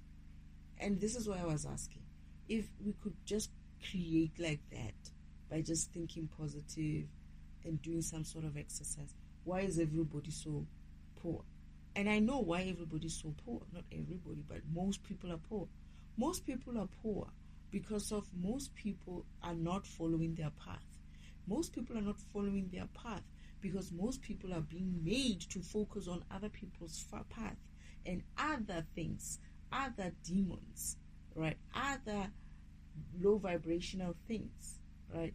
Like they're making you focus on you're only rich or you're only someone when you have this and this and this and that. Stop focusing on that. Focus on building your spirit. Focus on building your spiritual program, and then you will have all of that. They make you feel like you're not gonna work hard. You don't need to work hard to do this. Yeah, in heaven, right? You're not in heaven. You're on earth, in the physical. The reason why you're here is because you asked for it. You asked to come here because of you wanted to grow your program. You wanted to get an upgrade. You said to God, or maybe God, let's say God approaches you. Did I ask Father? Because I don't remember asking. No, I did ask. I asked. I was like, I want a mission. I want to go on a mission. When am I going on a mission? I asked to come here. And I wanted to know all these things. And Father was like, "Hi, don't worry. Give me a sec." Okay, but mine took him long to plan out. It took a while. Mine was a mission, I think. Isn't like it's a mission, but it's also like it was a kind of a thing that is not simple to just do quickly. And anyway, I did ask. Damn it. I will keep my mouth shut next time and stay at home. Anyway. Oh, I'm very much honored to have this opportunity. I hope you all know that, right? I know I'm saying some BS here, but I'm honored. It's tough, but I'm still honored to have been chosen. As much as I feel like I should have just kept my mouth shut. But yeah, I'm happy that all of you guys are with me. You are my strength. I don't even know how I would do this. I really don't know how I would do this. But anyway, so that's how you were meant to create in the physical, is that you were meant to create your stuff by walking your path. First, walking your path, aligning with God and aligning with your spirit team, and then having them guide you to walk your path. In your path, that's when you're going to get to create based on the things that you've defined that you wanted to create when you get here. That's how you are going to create. You are going to create by... This environment doesn't allow you to create like that. That's what they keep saying that. This environment doesn't allow you to create like how you would create in heaven. Instantly, so using your... Not instantly, but using your mind. This environment is not set up to allow you that, because in this environment, this is where you gain that energy for you to be able to use when you're in the spirit world to create like that. This environment is the environment that gives you the opportunity to grow and upgrade your program so that your program becomes powerful. This is why when you walk that path that has been defined for you, you walk it to a point where you reach the divine level, divinity, God state, right? You are a God now. When you reach that divinity level, you're a God. You're able to create even more because you've got God energy, God behavior. You have an energy that allows you to create like that. Perhaps even, who knows what else you can create. Because what I saw there, I don't remember seeing, except for the 2, 3, 4 couples who managed to survive that environment, who were living right there at the gate or at the entrance. Except for them, there were not so few, because the rest of them are not they're not able to live there. They cannot handle the light, so they have to be sent to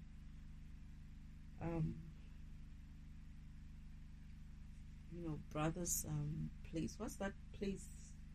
Lucifer's place? Hell. They have to be sent to hell because they can't sustain themselves in that light, right? They're the only people that I saw who were poor. Everybody was well off. Everyone was well off. And except for the odd person that we saw who was running into that Ferrari, who after I realized that mother and our guide were surprised with his behavior, because the way he was rushing, that's not the behavior. He was just looking a bit anxious, and he was actually trying to hide the fact that he's looking anxious, like something has frazzled him. He was fragmented. Let's put it that way. Something was fragmenting him, and it's not a good sign in heaven to have someone rushing and looking like he's sweating and looking like he has to get away soon because he's rushing to something. That's not behavior that is expected in an environment like that. So there was something wrong with him. And then when the guide said, Mother was like, you're going to have to look into that guy. Telling the guide said, of course, I'm going to do that. And it's like, I've been keeping a watchful eye on him. His house is becoming darker, right? Mother's like, and when I actually asked, like, what? His house? Then he gives me a mental picture of how his house used to look. And it was so bright. It was so beautiful. But then after, he says, look at it now. It's gray. And I was like, what happened to the white walls? Did he paint it again? They're like, no. His energy is dropping, right? Except for him as well. So when your energy drops in the heaven, your stuff is going to show, because there you're only working and functional when you're high vibrational, right? You don't work with this kind of karmicness there. Once you start getting karmic, everybody's going to see you, because everybody's brightness is going to shine a light on your shadows. So that house, the windows, I have a picture of that house in my head right now. It's gray outside. The windows are dark. And the guy says, at first he used to think that maybe it's him, but now he's realized that he actually blocked the windows, right? It's as if, like, he says he stays in his house a lot. He doesn't come out because of the sun is too bright for him. Not the sun, the environment. I don't see the sun there. There's no sun there. It's just brightness. And he's like, I've realized that his house, his home, like just his home is becoming darker and darker. And he's like, it's actually becoming so visible because I think it's number 3 or number 5 on that road when you go in. So it's like, you see, wow, such a beautiful house. 2, 3, 4, and then 5 there at the corner when just about to go and bend. What's wrong with this? Something is wrong. Something is off. But you pass it because this next one, ones who are like looking quiet. I thought that guy was just keeping a darker feel for his house. But they're like, no, it used to be actually the brightest, but look at it now. So something is happening with that guy. Then it means that home is going to crumble because he cannot sustain. That energy of his is dropping because of his being karmic. Obviously, he's behaving karmic in a heaven environment, right? So something is up with him. And if that happens, his house is going to crumble. That's what I'm understanding. Because his energy is not able to maintain that vibration of that home, standing strong, being as bright as it needs to be, existing in the physical, in a way there where everybody else can see, oh, that's so and so's home, right? So you think you can create that shit in this physical environment, which is low vibrational, right? The reason why people are sleeping, when they say people are sleeping, is because of this a heavy dance of low vibrational things that are happening here. You don't find wars in heaven. You don't find kids being bombed in heaven. You don't find rape in heaven. You don't find all this fucking low vibrational shit that humans get up to in heaven. So that environment is different. It's very, very bright. Once you start doing shit like that, it's obvious. We're going to see it. They're going to see it. It's going to be, and you're not even going to get away with it too much. Because why? The reason why that guy's house is falling apart is karma gets him immediately. It's not something that, you're going to show immediately. So this environment where karma was switched off, things like this low vibrational shit that is happening here. It doesn't even support you to wake up, just to be aware of who you are. It doesn't even support that shit. And you think you're going to fucking do what? Oh, I'm going to create my own reality. With what, bitch? You have only like a few energy. You can't do shit with that energy. You can't. Shut the fuck up and just focus on finding yourself and finding your path and do that what you need to do and go home after that. Oh no, we're going to create our own reality. Ooh. With what? What energy are you going to use to do that? The devil himself does not have energy. He relies on trickery. This kind of trickery. This, let's create our own reality. Let's co-create. Let's, what is it? What did they say? Let's manifest. Please. With what energy? Or whose energy, by the way? All these things that they're saying, these people, is when you go and look behind what they said they created, I bet you if you go and look at behind what's this other guy? What's this other guy? Billy Carson or someone like that. You'll find something else. Dig deeper. Ask questions. You have a right to ask questions. These fuckers are telling you all these fucking lies. They're putting themselves out there to say all this bullshit. They need that scrutiny. They will say the same thing about a president. They will say this, oh yeah, you know, these people, we need to make sure that we know what's what with them. Why not them?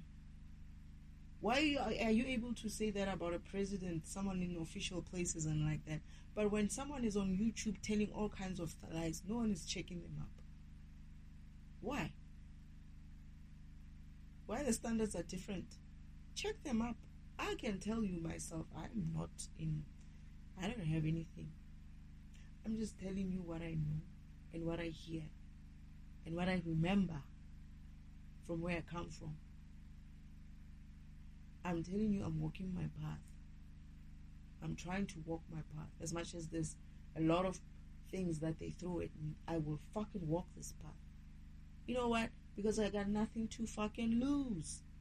I know when I leave here, I got my shit waiting for me here, there at home, if I need to. Okay, Father, I'm sorry. I didn't mean that. I just meant like, I have whatever little things I have in my mother's and father's home. I know I'm good. I'm happy. I'll be happy there. I'm happy even now. I don't have to go there to be happy. Right? And it is what it is. And I feel like as much as I haven't achieved the end goal, what I've achieved up until this point is great. I'm grateful for it. I'm grateful for being awake, only just being awake and being able to sit here and get all this knowledge and record it and be able to share it. That's enough for me, really. And be able to wake up in the morning, have something to eat, be able to go to sleep at night peacefully, so knowing that my angels, my guardian angels, are looking after me, my ancestors are looking after me. I'm happy. I'm like I always say, I feel like I'm the luckiest, most loved child in the universe. I just feel like that. So nothing you can do to me that will break my heart in such a way. It's like, yeah, if you killed me, I'll be like, so I died, okay. But I was like, no, don't worry, I'll bring you back. But knowing Father, I don't know what he means by bring me back. I don't know if he means like immediately or he's going to have to plan another path for me. Okay. What? I got another path. I will just get another path. You see? So, I'm sorted. I'm sorted. And I'm just sick and tired of the bullshit. I don't know how humans are not tired of this crap. Humans are not tired of hearing all these fucking lies. I mean, some of these things is like, some of these lies, I think the reason why people are kind of like ignoring these lies is because they've had them so long, and people are struggling with just the little things of being able to, eat and have a home, a warm home, be able to do the normal basic things like go to work without any stress, not to have any anxieties and all. People are too focused on getting by day that this shit of rubbish that these people are throwing out there, lying about things, are just not important to them, and it's a good thing. I guess for me, I feel it as if I see it as it's a good thing. For me, unfortunately, I have to sorry. For me, unfortunately, I have to digest this shit, this rubbish, and I'm not happy about it. I'm not happy about the crap that they've created or the lies that they are telling, and I have to go and sort out this shit and be like, this goes in, this comes out, this is bullshit, this stays, this goes. And when you check everything, it's like, why is there so much shit? It's like, your uncle, ask your uncle. He's created so much bullshit. And it wasn't supposed to be like this. It wasn't never meant to be this confusing for you. You were supposed to just come here, live your life, be who you need to be, in a sense of, as a human, you, instead of being you were supposed to remember that you're a program and do what you need to do. It was supposed to be like, the way I'm understanding, you were supposed to know what program you are, but not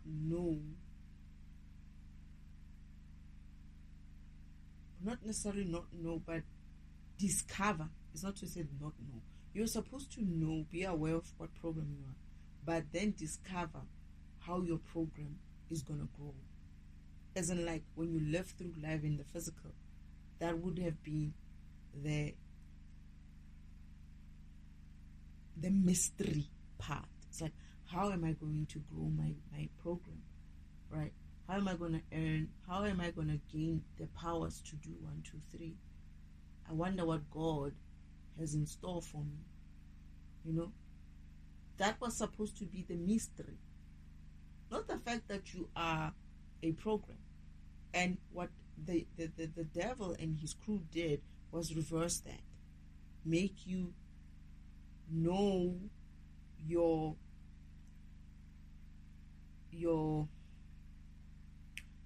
path, right? By doing what? By allowing you to do things like destiny swapping, not destiny swap, what do they call it? Psychic what, and looking at the mirrors and mirror balls and all these things that they do to go and check people's paths, right?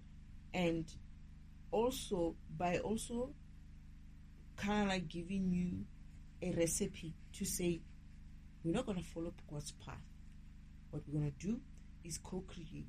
What we're going to do is create your own reality. What we're going to do is manifest, right? That's what they did. But then on the flip side, they said, don't think about what your spirit is. What we're going to tell you is your spirit is what you're going to get. And what do? Again, they flip that. They make you focus on spiritual practices, right? Go and chant 10 what mantras and what, and chant those psalms and what, you're going to be fine, right? And chant all these things. And then they say to you, go and do this exercise. Go and do these exercises. Follow this course. Right? Follow this link and register for this course to gain your learnings, or to learn how to manifest.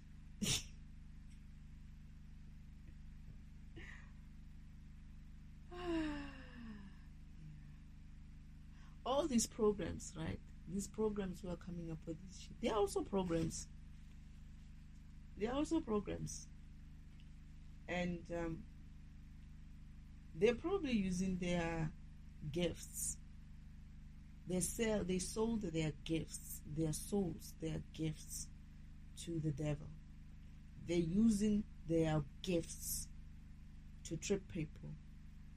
And they're going to pay for it. It's not going to be nice. It's not going to be nice. It's not going to be nice. It's almost like how I see this happening, how I see it happening. I don't know what Father has in store. And I don't think it's going to be like, just like that, obviously, it's going to be gradual. Father's very gradual with us. But the way this environment is changing, and it's going to keep changing, right? And it's going to start balancing out. People are going to start being balanced, both spiritually, and then, especially spiritually, and then everything else will start balancing out. When that shit starts happening for everyone in a balanced way, the people who have been bullshitting will be very much visible.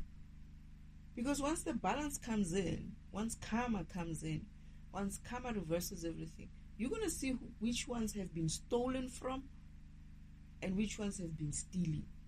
It's going to be obvious who are stealing and who got stolen from. It's going to be very obvious. You will see. Yeah, I'm already seeing it, by the way, in my own environment. It doesn't look good. I get the feeling I'm still like in this environment only. In this environment that I'm in, I'm already seeing. I was laughing at something today. Some of it is like, yeah, like I'm watching something, and I'm like, yeah. Oh, as I say this, right? They are now attacking my root chakra and my sacral chakra. They left the feet now. You do that whenever I say something that they don't like to hear. They go there. I know, meaning I'm right. I'm already seeing it, and I feel like I'm gonna see a lot more in the next coming few days. Yeah, even my face. I'm already seeing it. It's not. I don't know if it will be. It's because I did say I want to see it and I want to laugh about it, right? I've been saying that I'm going to laugh. I'm not even going to feel sorry for them. But I'm looking at the little bit of what I'm seeing and I'm like, oh my God. I don't think I want to be here to see more of this. It's becoming obvious every day, every single day, the deterioration. You see it. You see it. It's like when I talk to people, the aggro that they used to have when they talk to me, I just have to give a look, and they know. They don't continue with that shit that they used to do, right? Which I used to like. You know what? I'm gonna give you some respect. You're an older person. I don't do that anymore, and they know that. But it's not only that, they're physically showing. They're physically showing. They're not able to maintain and do certain things. Their minds, the way they're kind of like, I don't know if they're losing I think they're losing their minds. Their minds are deteriorating. They can't think of a simple thing. Like they're making things so difficult, things which are very easy. They can't figure out. And this is not, I'm not talking about just a grandmother, right, who's old. That one I understand. She's old. It could be a mix of things and Alzheimer's and stuff. But I'm looking at my uncle. He's also old. He's about 60 or so. But he's not that, But the way he's looking, and today when he was giving me an idea of what he wants to do, and I'm listening to it, and I'm like, I'm not going to say anything about this. He's going to have to figure out what is it that he wants to do here, because I don't understand. We'll see when he wants to do it. But there's so many things that are so wrong with those things, and he can see them. But for some reason, his mind thinks that it's okay to go ahead and do this. And it's not my job, right? It's not my job to sort that shit out for him. No, it's not. So I have to let him and see this madness that he's talking about.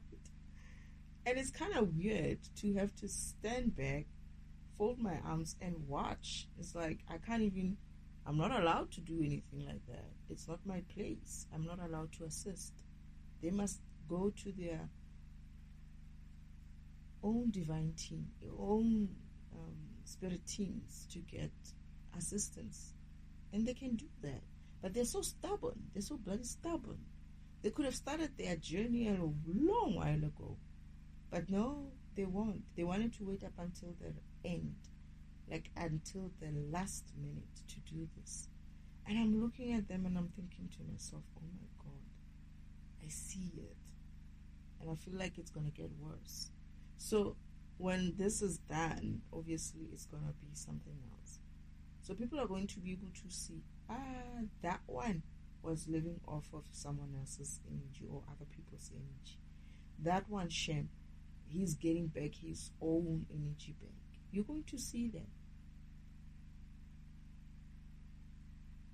So all this hogwash, all this bullshit, all this shenanigans that has been going on in this environment, and people thinking we'll always get away with it. You know, we are with the devil. Oh, he has bought so many of them. They're going to be crying. They're going to be crying. They're going to realize just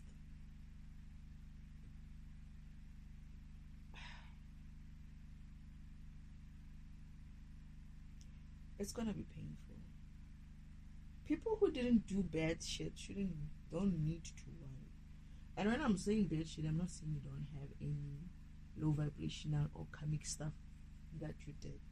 But if you didn't live off it, live off it for a long time, you are just trying to be the best you can be. You shouldn't be worried. This is easy for most people. The people who are going to be having an issue are the very people who have been organizing this crime. These crime organizers, they're going to have it. You know, who've been organized as well in this criminal activity. When Father said to me about the universal law, he never said you're not allowed to. It's not allowed. He used the word illegal, meaning there's some sort of a court behind it. There's some sort of a justice system behind it. He didn't use the word, you're not allowed to use someone else's energy in the universe. No. He said it is illegal to use to live off someone else's energy in the universe. The word illegal stuck with me. It means something else. It's not about being allowed. No. We're not talking about allowance here. We're talking about the illegality of what you're doing. Meaning, certain types of things or people or what people have done is going to end them up in some sort of a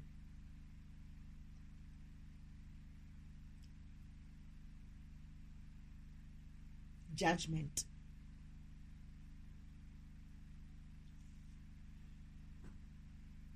It's not just only that, oh, you're going to be paying your karma back. It isn't like you're going to be paying what you owe. No. It's going to be that kind of, there's a justice system that you're going to have to go through and prove your case. We find you guilty, and therefore, I don't know what's the decision. But when they said illegal, I was like, oh my goodness. I didn't know there was judgment, to be honest. I've never seen that part. All I know is, I don't know anything about judgment. I'll be lying. But what I understand is, as well as some parts of, maybe I should put it down and explore this further. I want to explore judgment on its own for myself. But when they said it's illegal, I want to explore how it's done. I think we should just do a separate one from this and not confuse this one. But yeah, that's how you were meant to create. On Earth, Earth does not support that kind of creation. I mean, people should know this. Not everywhere you can do everything, right? So, in heaven, yeah, you can go and create like that. Create your own reality. That is heaven stuff. In the physical, you define it before you go to the physical.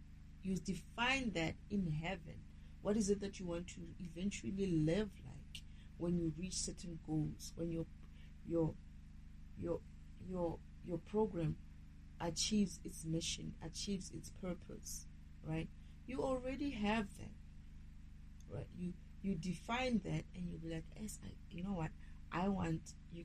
They're gonna be like, you're gonna have 3 kids, right? Maybe you need a bigger house here. Maybe, you're gonna discuss those things. I see this person who came to see my father to ask him for something. So this guy, apparently is a powerful God as well, comes in and he's like, Elohim. Father's like, yeah, I heard you wanted to see me. He's like, yeah, I don't know. I have a problem.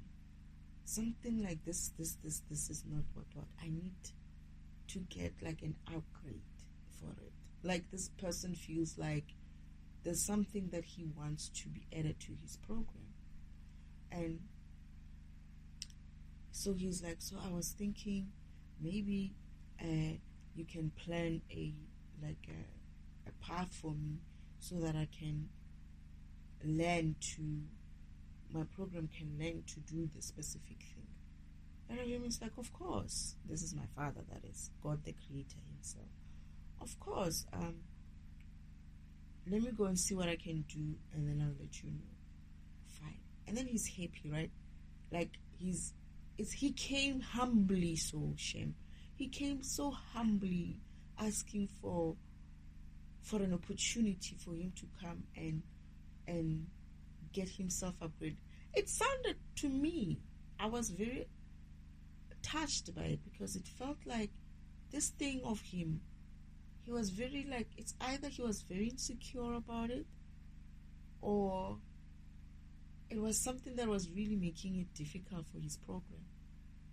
So when he asked humbly so that he wishes to fix this problem that he has, and when Father said, of course, no, we'll see what we can do for you. You should have seen how his eyes and his face just lit up again. Like, are you like, isn't like, okay, so you'll do it? It's like, yeah, of course we'll do it. And then he says, let me go and see what I can do, and then I'll let you know. Then he left. Then I think that same afternoon or the same day or a couple of hours later, he's called back in, and then he comes through. He has this look of apprehension on him, like he's afraid to hear what God is going to say to him. He thinks God is going to say to him, you know what, I looked at it, and you know what, man, I don't think we have a chance. There's no way it can be done and whatnot. So he's got this look of anticipation of, what are they going to tell me? Oh my goodness. That guy, whatever problem he had a problem. He needed to get it fixed. Then Father says, I'm done with your mission. I just needed you to come in, finalize a couple of details. It's like, you're done? He's like, yeah, I'm done. It's like, that didn't take long. I thought it was going to take long. Father's like, no, it doesn't take long. And he's like, what details? And it's like, no, just the small details, like your house and where you want to live and whatnot, right? And now they are like, he's moving him into his office, right? He's holding him on his back, is like trying to get him into the office, because I'm standing there and just looking at them like I'm listening in, obviously, right? I don't know, maybe people will call it eavesdropping or not, but I was just that child who was always at the right place at the right time. And I'm like, who's this person? I don't see a lot of people, right? I don't see a lot of visitors at home, except for if I'm in the right place at the right time. Then I'll be like, who's that one? Who's that one? Who's that one? That's me. I never get to. I just grew up for a long time as one person. I mean, a child in that home, and there's no other child, and I don't see anybody else except for my brothers and sisters when they come back, and like Uncle Omen sometimes when he comes to talk to father, visit with father. You know the funny thing with Uncle Omen, like the devil. Now I remember him. I used to be so happy when he came around. I used to be like Uncle Devil, Uncle. Now I almost called him Uncle Omen. Uncle Devil, and he used to like carry me, like greet me like the way my father used to like, lift me up. And before he became this person or this thing or whatever it is that he's up to, but anyway, he'll get sorted as well. He and that's the thing. That's when I say that this person is a very charming person. I don't understand what's wrong with him. I don't know. I always said he's lazy. I always said that. I think his biggest problem is laziness, but also like when father said he hasn't given him enough power, but he's also lazy. And he's afraid to do something. I think he's also afraid to fail. Right? He's afraid to fail, and he thinks it's a big deal if he fails. And he doesn't realize that we all have to go through that. I mean, I failed many times, I think. Not many times. But, on my levels, ascension, you fail. I mean, it's what we do. It's being a program. Sometimes when your program runs, it's going to fail some places. And this is where you need an upgrade. You're going to have to learn that lesson so that you can go past that failure and achieve what you need to achieve.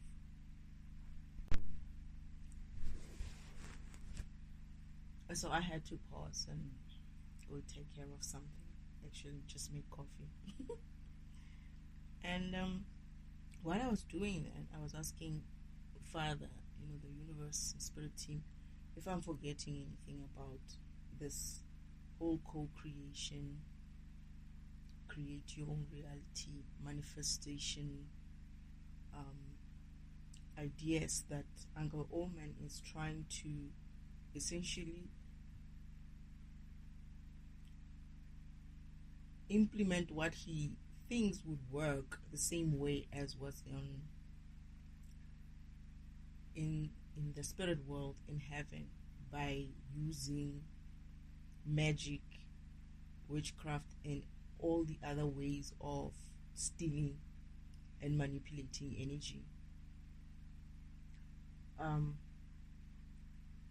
What I'm getting is that if they also use other beings from other planets, magic, to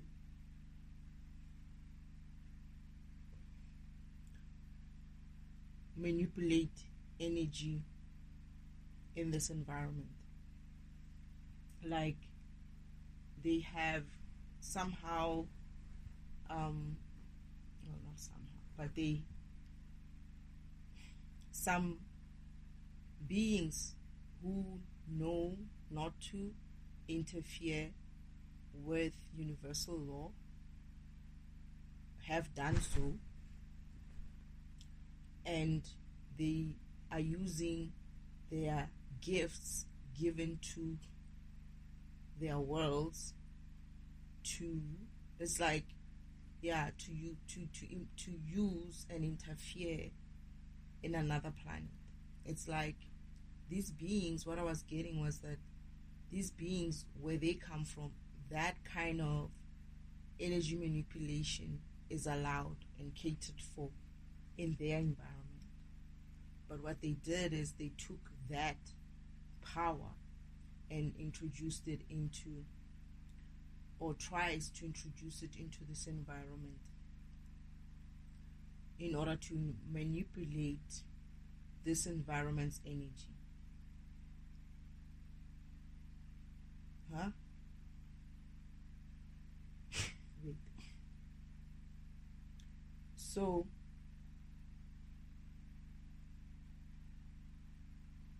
what am I getting? I'm getting that those beings, that energy that they helped to manipulate and steal in this environment, the upgrade is going to reverse that.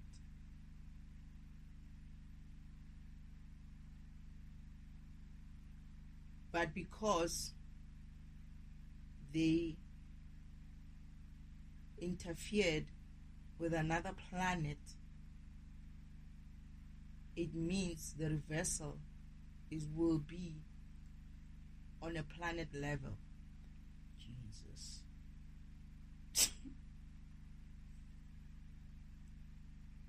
They owe both the beings on this planet, that is the human beings assigned to this planet, a debt, and they owe the whole planet, this environment, a debt. Shit. Why am I getting that their environment is...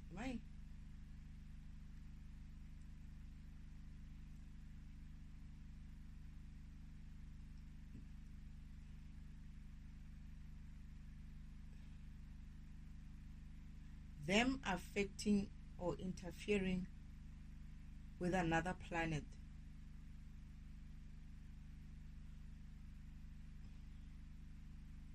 I'm getting like this environment, these people, these beings are coming from a higher realm.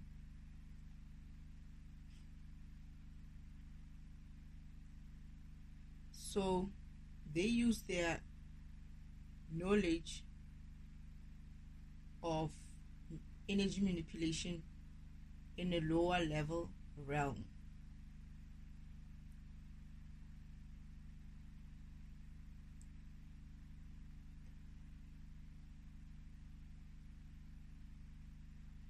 They're like, what do they say? The cost of that is, it's like they are supposed to know better. They are more responsible. So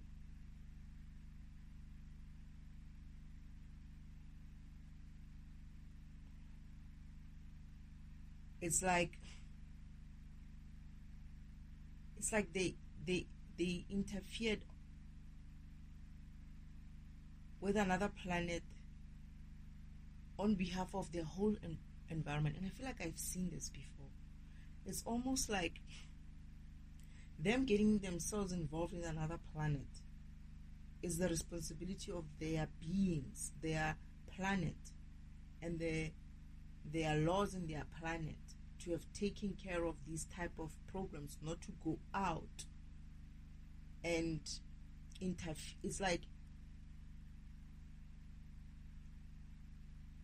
how can I put it?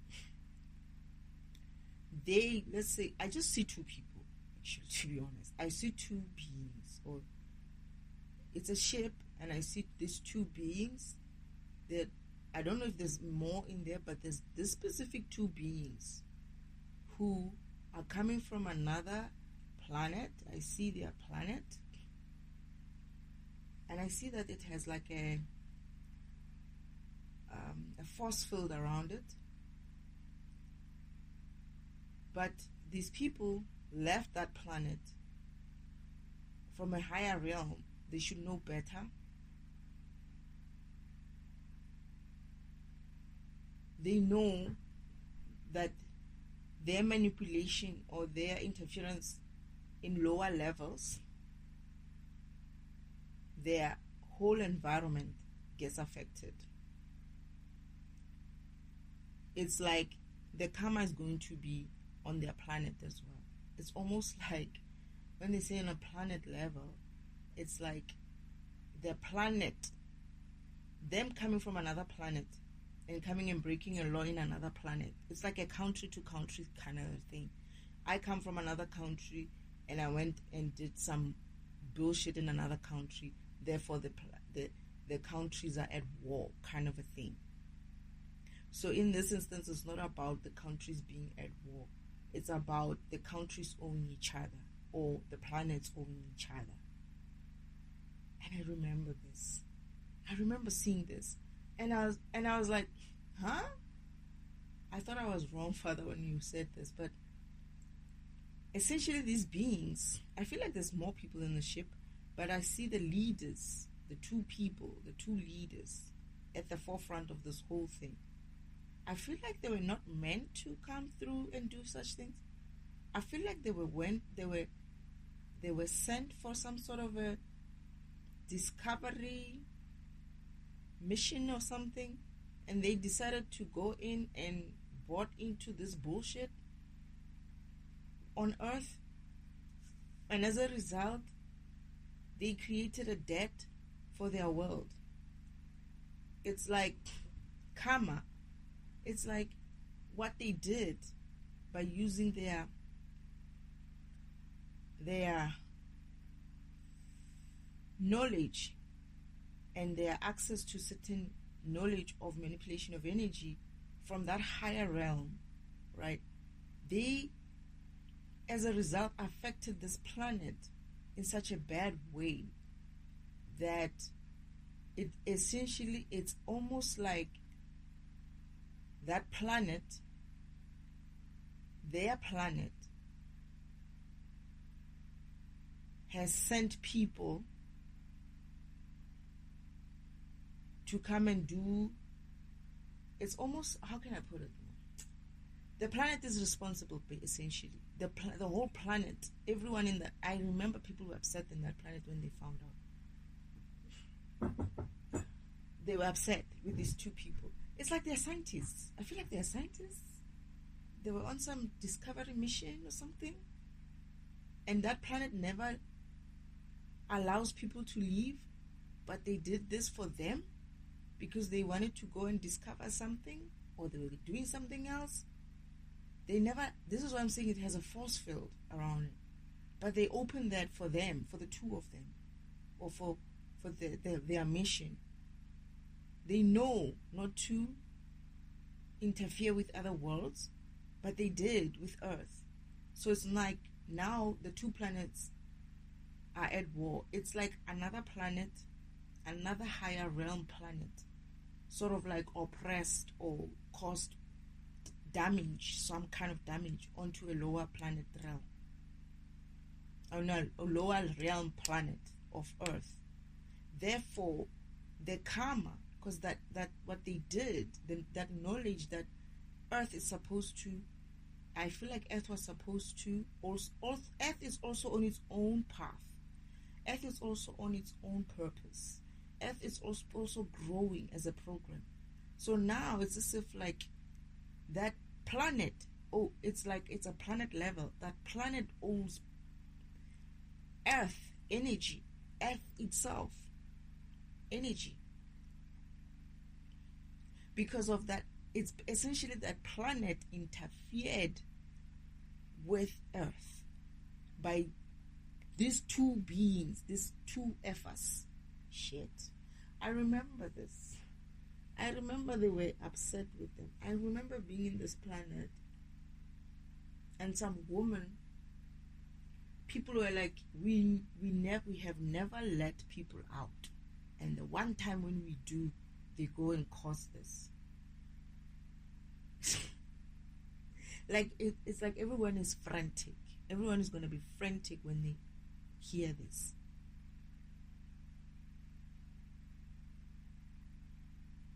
I get that they were duped somehow as well. They didn't mean it. They didn't mean to, but they were duped somehow. But it wasn't like duped. It's like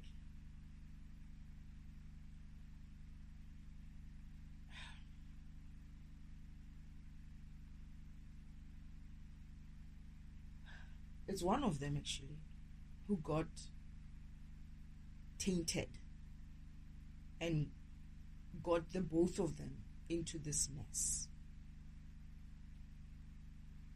It's one of those two beings, those two scientists or some kind of people who got tainted and felt when he saw humans, it's almost like I see humans and I see what devil means. These people can be controlled or something like that. I don't know what they promised them. They probably promised them a chair on the chair, something like that. But it's one of them. And then he's gonna, yeah, ish. But then now the karma is on a planet level. I feel like they're losing something. The planet is gonna lose something. The planet is going to lose the ability of that magic, of that power, of being able to manipulate energy in that way. I feel like they're going to do that because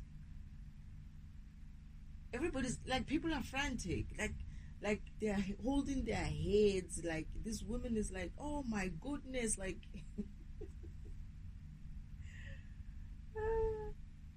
and I'm like, I said to Father, what's going on?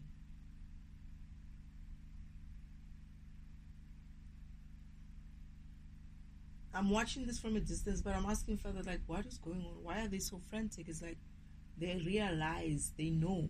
Everybody knows on that planet. Everybody understands that rule. Everybody understands what it means for them to go and interfere in a planet like Earth. Everybody understands that. So when they hear that these two people did what they did, they already know what's going to happen with them.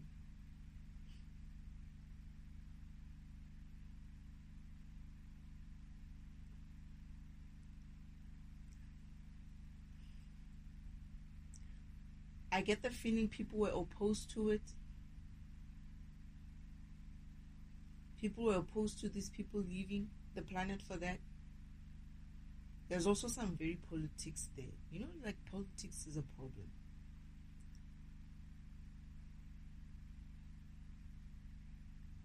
Why do I feel like Uncle Omen was involved in this? Let me remember this properly.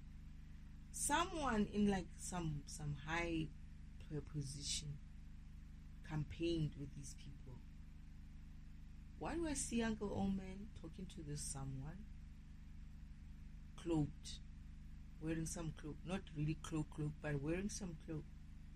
I don't see Uncle Omen. I know it's him. Uncle Omen, you just know it's him. I know it's Uncle Omen. He's talking to this person.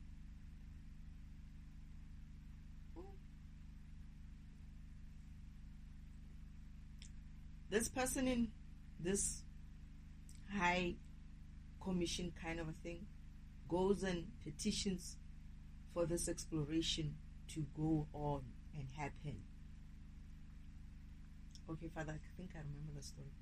And in there, Uncle Omen is already this guy and Uncle Omen are already setting up the other scientist, the other scientist who really meant well, but they get this other one. It sounds like it's a younger one. It feels like it's an apprentice. Not exactly an apprentice, but he's not regarded as high as the other one. He's also a high kind of scientist, but the other one is higher than him. They pull him to the side and he knows that they're going to bump into Earth and they're going to have to deliver something on Earth or something like that. Yeah. So that world was set up.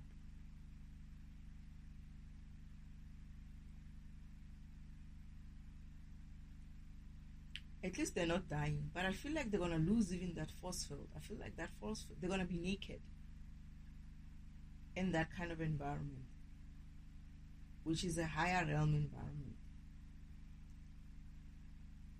where they're not gonna have the kind of protection that they used to have. Like there, it's a different ball game. I feel like it's a different ball game there. It's like they have the knowledge they have the powers they have for a reason, because in that realm, higher level realm,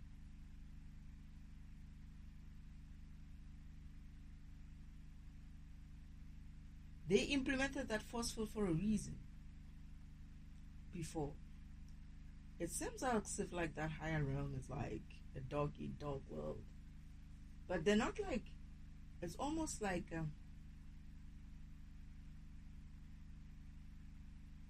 it feels like their knowledge used to be the thing that used to set them apart from other planets, and everybody knew them for that. Like other planets, why do I feel like these people are always attacking each other, by the way? Why do I feel like these people have that?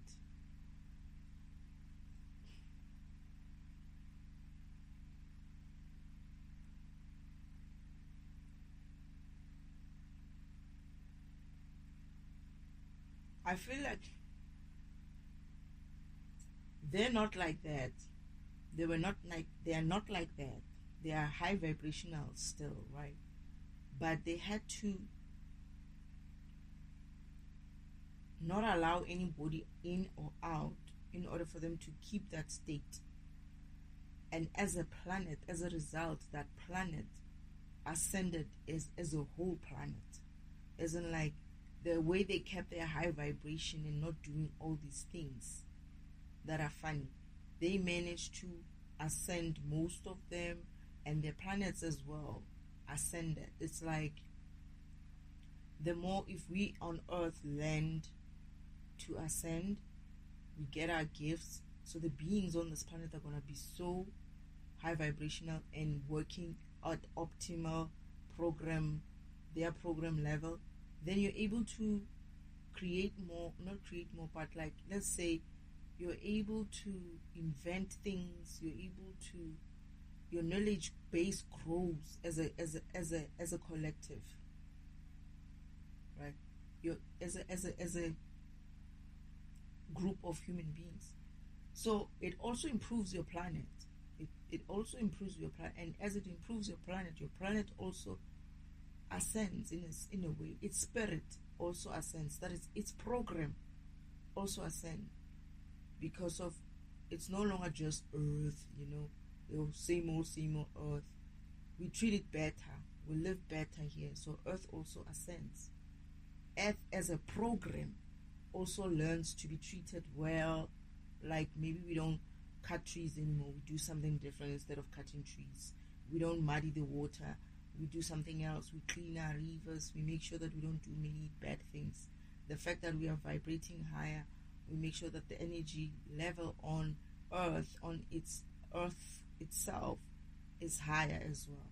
Therefore, the planet also ascends spiritually. So, okay, and they know how they got there as that planet.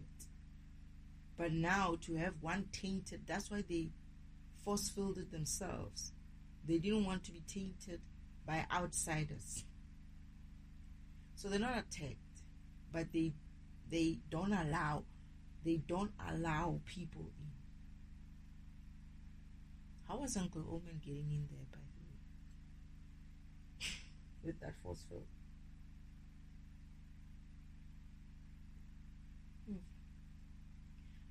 Sneaky one. The sneaky one. I feel like Father showed me how he's getting in. There's obviously a loophole somewhere. Uncle Roman always finds a loophole. A crack somewhere. There's bound to be one of us who's going to have a crack. The weakest link in the chain is always going to be somewhere, somehow. And I feel like the very guy who Uncle Omen was like, this is the scene. I don't know, maybe I've seen this in, sometimes I feel like I saw these things on movies. In the scene, it's dark.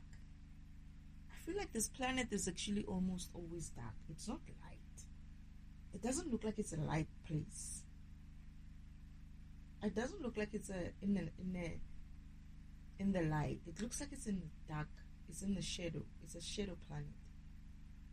I always see it dark. I don't see it daytime. And even if it's daytime, it's still like shadowed. There's too many shadows there. It's just shadowed about this, just the shadow about it. They are dark beings. Oh, okay. They are in the shadow. But high vibrational dark beings. High vibrational dark planet. Okay. That's why they have that skill of black magics, or what we would call black magic, but that's why they have the skill of magic. Okay. All right. That's why they have the skill of magic, because they are like that. But this low vibrational one, this one, the one who allowed Uncle Omen, I feel like he's the one who gives him there is a loophole somewhere on that force field.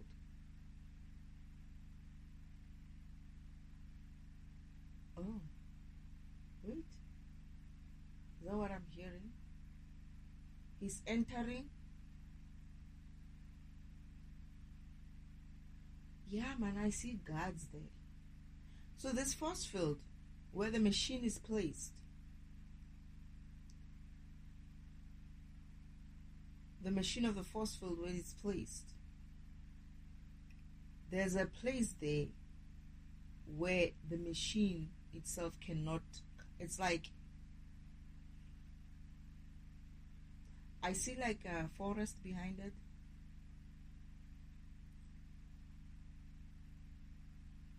I feel like there's some place that the machine doesn't reach. It's like a small, but it's a place just around it, just near that machine. So they place guards there.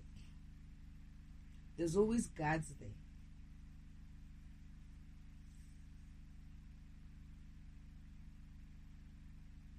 They trick the guards.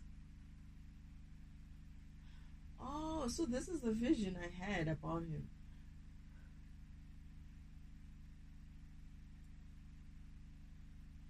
It's like it's a time to change, for change, new guards to come in.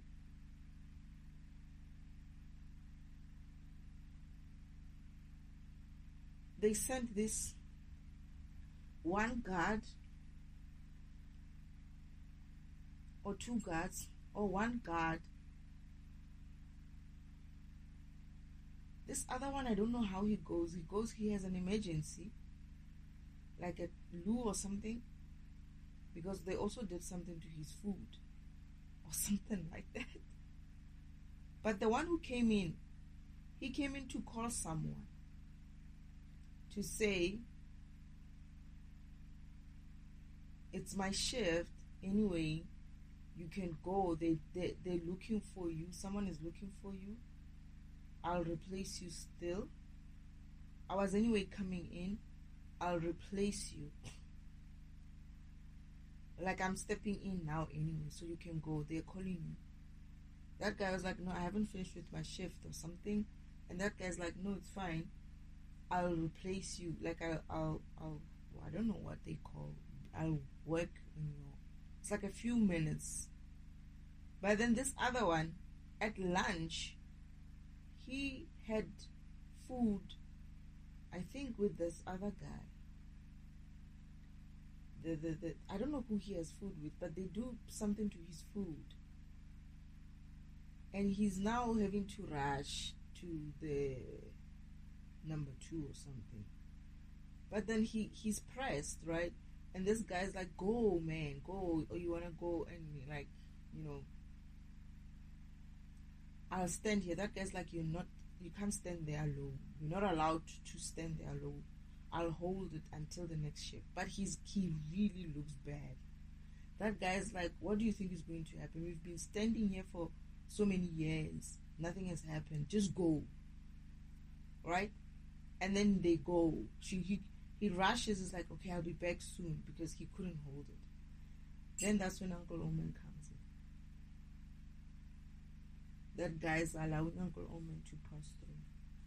Uncle Omen passes through, has those conversations. And I feel like they've been doing that for a while. They do something. They always distract this specific one, and the other person. I feel like he's a chancellor, something like that. They call him that. And this is what he said. This guy, go so the chancellor is looking for you or something. This is how they allow Uncle Omen to come in and out. They always have to trick one of the guards or both the guards somehow to get him. I feel like he didn't go too many times, but he went not once.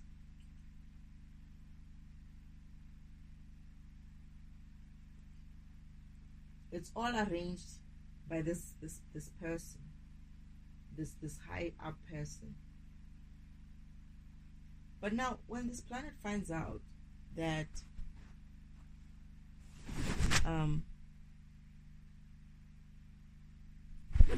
when this planet finds out that these two people went out there and did the worst thing they could ever done, and that their planet will have to pay for it, and their planet will basically lose that magic that they have. Therefore, they will also lose the force field as well around their place. I feel like they were very proud of what they've achieved as a planet.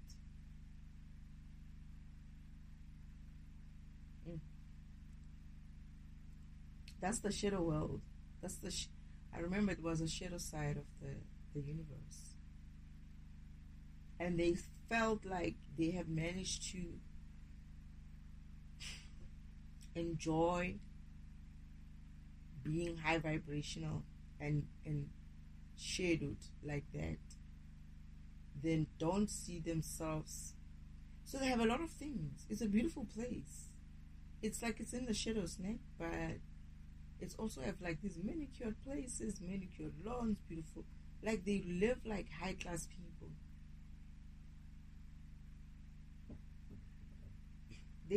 I sense a bit of a pride. Kind of like they don't see. It's like this world believes to be themselves to be better than the other people in that shadowed environment, other people, other planets. That's what I feel like. And now that they're gonna lose out all of that just because of these two people, right? It's like, oh my goodness, just the one time when we let people thinking they are responsible, they will never do something stupid, and they go and do that. I feel like the other scientists can't even. It's like he couldn't even like explain how it happens. Like it's as if like, but I feel like he's going to discover that it was already set up. They're gonna discover that they were set up by the very counselor who was championing this mission of theirs. So the one scientist was fine. The other scientist was bored. Oh, goodness. I remember standing with Father outside. Because I was like, why are they so, what's going on? Why are they so, like when they heard the news that their scientists have interfered with the laws of the universe in another planet. I get the feeling that it could have been any planet, but not Earth. It's almost like if of all the planets they could have effed up with, they went and effed up with that one. That's what I'm feeling. It's like Earth is some sort of a special planet in some way, I guess. Oh, because of it's linked to the heavens. So okay, all right, okay. I feel like that. I feel like they are like, oh, this is why they are holding their heads. Like the women are like, oh, like when people are like all of them. I'm not talking about one or two people. Some people just stood there still and shocked. It's almost as if like they already see their demise, like their doom. It's like, oh my goodness, we are dead, we are dead, we are dead. I tell you, we're dead. It's like they feel like they sound like that, they feel like that, they look like that. But yeah, I get that it's not them. Okay, their magic helped some, is helping with something here, and that is affecting that knowledge that they gave to these people, to these beings, to Uncle Omen and his friends, has affected this environment in such a way, in a very bad way. And that means that their planet owes this planet energy. And oh, so you're gonna also have to reverse the karma, that energy, all that energy back. I get the feeling it has something to do with the suppression of the frequency in the environment as well. It's like that's what's causing most of this low vibration, the density of low vibration. Those, it's like certain types of magic that people are doing here are not meant for this realm. They are too advanced for this realm. And people are using it casually, so not knowing that they are using energy or magic which is not meant for this environment.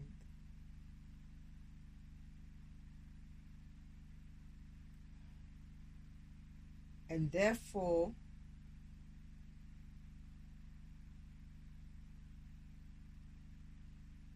these people also don't understand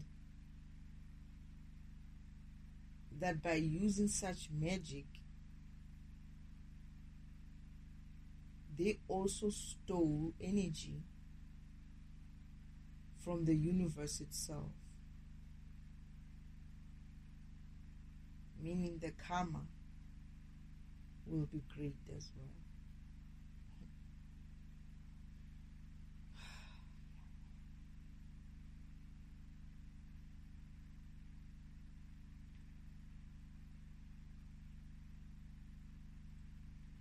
Yeah.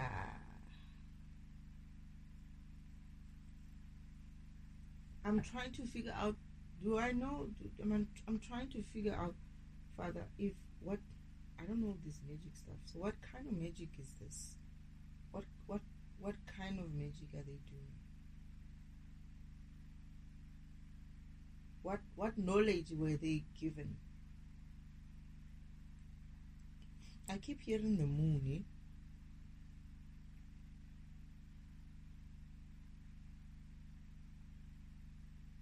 I keep hearing the moon, I keep hearing the sun, but the moon mostly. Celestial bodies. Oh, but a lot of people use this moon one, isn't it? I feel like a lot of people who know how to use the moon stuff. And I feel like this has been like that for a long time.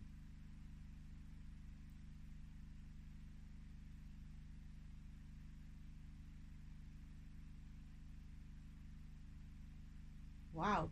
Okay. It's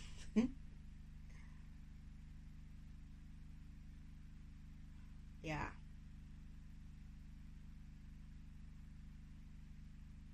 Why do I feel like this has something to do with Egypt?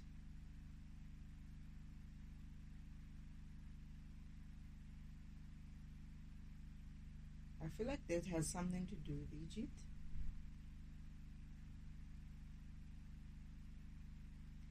The moon and the sun.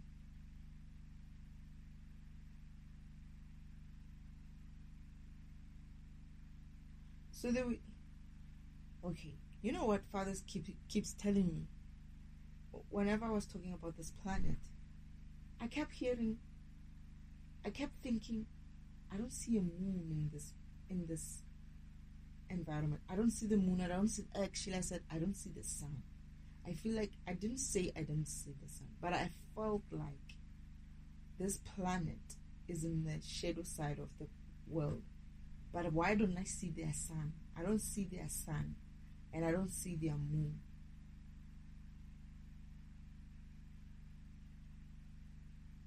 And they are force-filled. And like I say, even during the day, it's light, but it's not really light. Like I feel like they're always,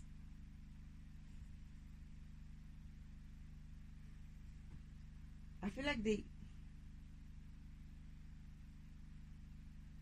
used to have a moon and a sun.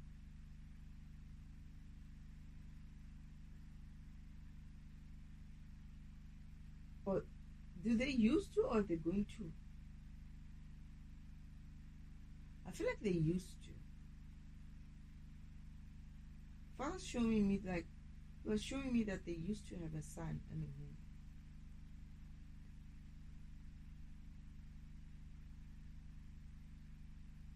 I feel like they destroyed their own sun and moon.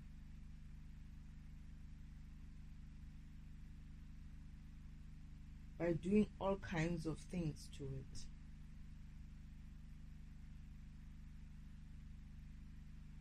This is when, after they learned to like try to, they also had to like evolve, like work harder to elevate, to ascend. I mean.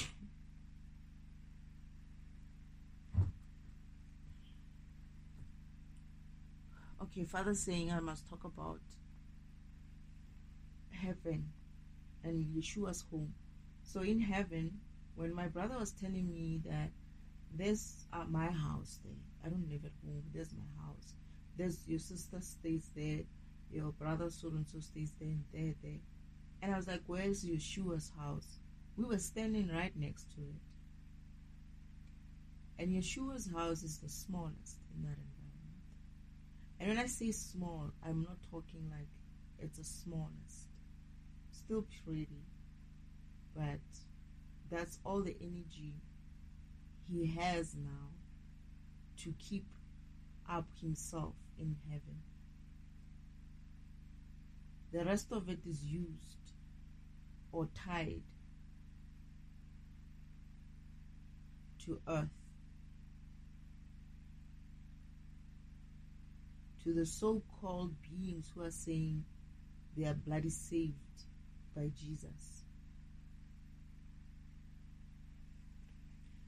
Every time they say that, they bind him. Every time they think like that, they bind him. So they're stealing energy from him every time. And that energy will be returned to him.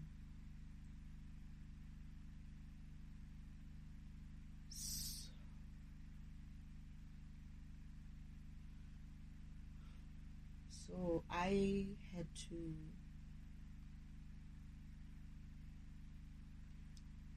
to learn this lesson myself because I carry his spirit.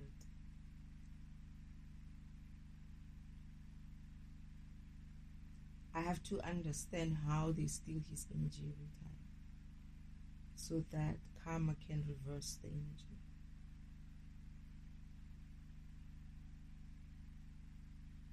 So my brother is living the way he's living, and in heaven. I get that he would have been like other people as well who ended up in purgatory. The way Uncle Omen has lied about him to say that he died for people's sins. The way religion, most specifically Christianity, has been perpetuating this lie about Yeshua dying for your sins. Each time you repeat that lie, you're binding him to yourself, to this world.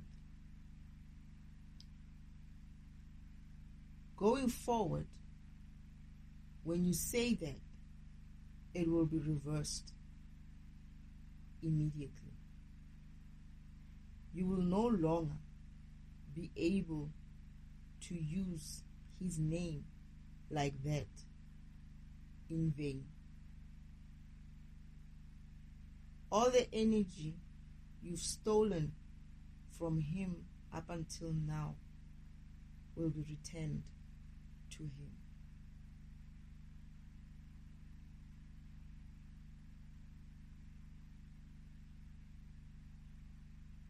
My brother must be very strong to be able to have enough energy to still be able to sustain himself some way in heaven. His house is very modest, Shem. When I asked them, I said, "Where's your shoes?" They were like, "You're standing next to it." I thought it was like, I don't know, a security guard house or something. Like I didn't, or doll's house or something. I didn't even think it was. I didn't even see it amongst all those mansions. Mother's like, "You're standing right next to it." I was like, "No," and I was like, "Why?" It's like, you learn about it when you get to heaven, to earth. You'll understand. You'll have to figure it out when you get to earth. And this is why I'm figuring out. I'm figuring out that my brother's energy, I knew he was strong, but I didn't realize how strong he is. But knowing that he's able to keep up this world and this Christianity bullshit and this fucking lie that they told about him, and still maintain himself, as modest as it is, it's still beautiful, Shem, still beautiful house. But hey, he deserves way better. And we are reversing all that shit. And motherfuckers who's been saying this shit, those who are alive and those who are fucking dead, are gonna be paying him. And they're gonna be paying him for lifetimes to come.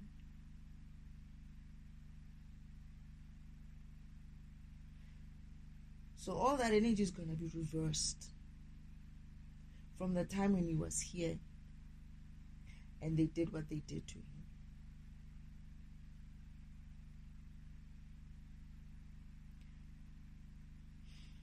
I'm getting upset.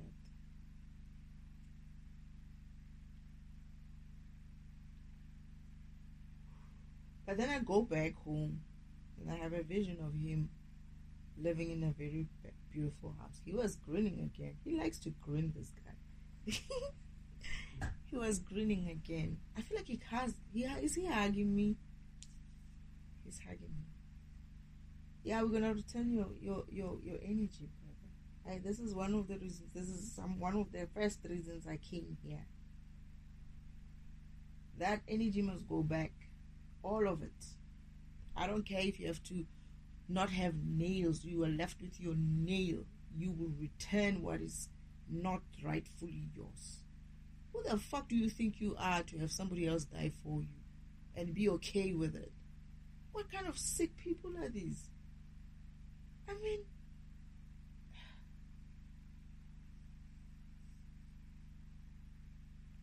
oh, he's strong, all right. He's strong. If I had to steal his energy, if I stole his energy because of this, I don't think I did, because I never really repeated that crap. I don't know why. I never had that issue.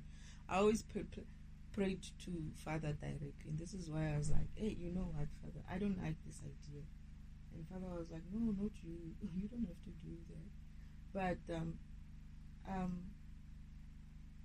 it never stood right with me being told that he died for some other people's, for some sins. It's like, when you see that cross up there, you're like, how would you even?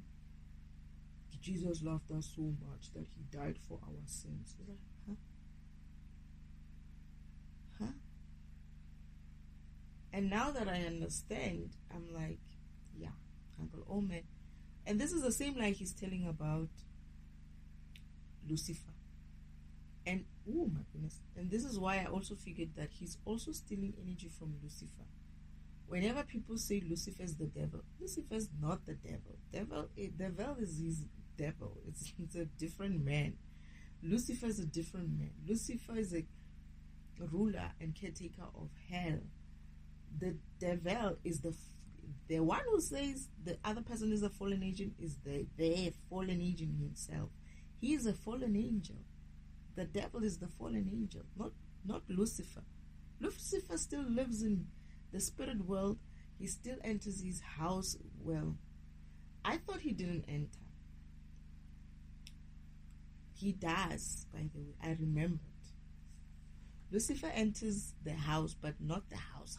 He enters only, he does enter the house, but he enters after going to the pool. He goes to the pool.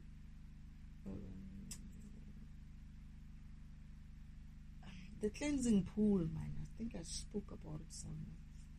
He goes to the cleansing pool, but he enters via the backyard side of a thing. He goes to the pool. He stays. Oh yeah, I remember seeing him in the house. I remember looking at him. It's like, but he doesn't talk to me. He just greets, and then he doesn't like. It's as if like he doesn't see me, or he's afraid of me, or what. I don't know. Cause him and I just look at each other, and he's very tall, right? And I'm short. And he's tall, and he's got this shoulders, right? And he's like, and I just look at him like passing by. It's like I haven't been officially introduced to him, and it's as if like he's afraid that I'm gonna ask him something, or he's gonna say something, or what. He doesn't. It's not like he's not talking to me. He just has this kind of look on his face when he sees me. So this time he's coming out of the pool. He just came out from the pool. He goes in around the house.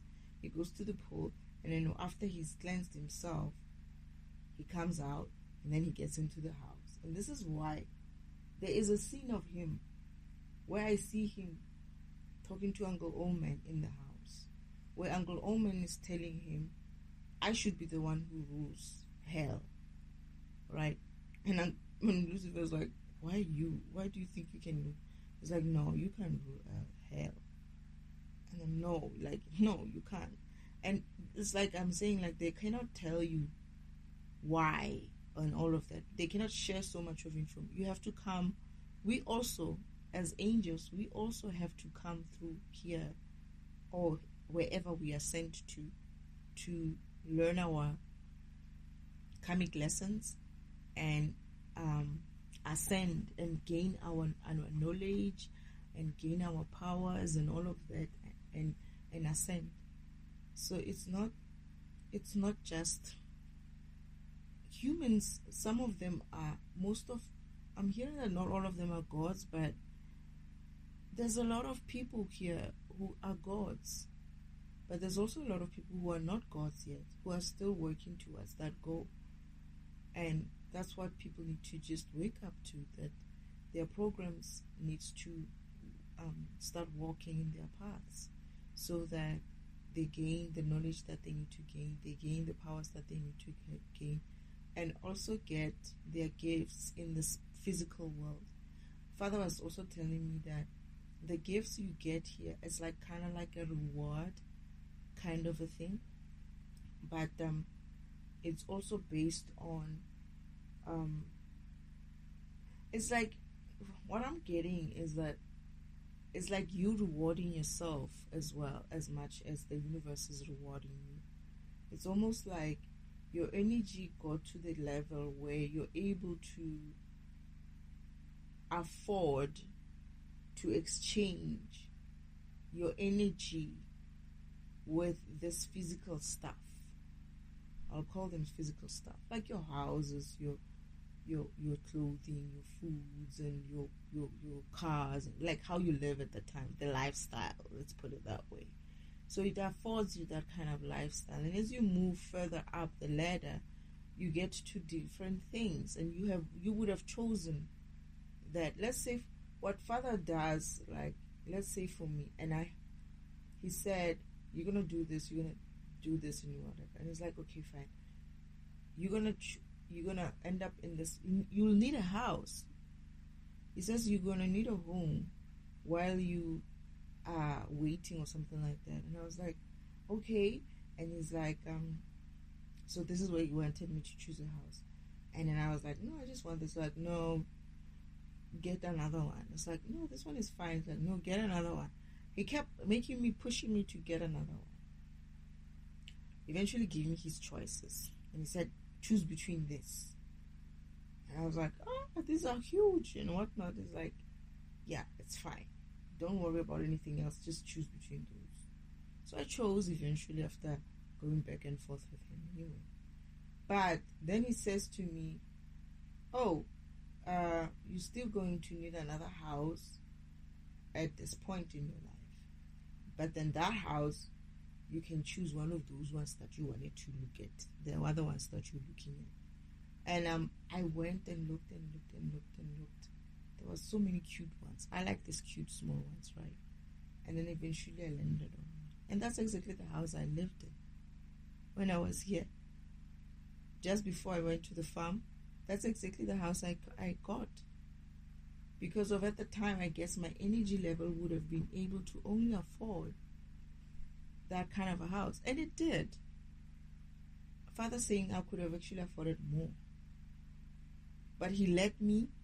Yeah, he actually gave me like a couple of range of choices. But he let me, this time, he let me choose one of the cute little ones. But there's a time when he said, no, go higher. And I was like, Father, can we afford this? And he's like, he's like, and then he looks at Mother. It's like, did you just hear what your daughter said? Can I afford this?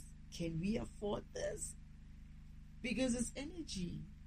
He's got abundant energy. He's got although I'm getting that it's my energy that's gonna be somehow allowing it to happen, to come into my reward. Okay, all right, because he refused to take anything else, Father. But yeah, he said that. He was like he refused for me to choose anything else except for when I was starting out, when I was younger, and he allowed me to choose any house. I could have had more. I remember when I went to the bank, right? They gave me this huge number to buy with. And I was like, what? No, where am I going to get this money? And I had enough money to buy something bigger than what I had. And I decided to split it in half. I decided to divide that amount that the bank allowed me to buy with. And I bought half of what the amount was given for me. It wasn't even half, Father.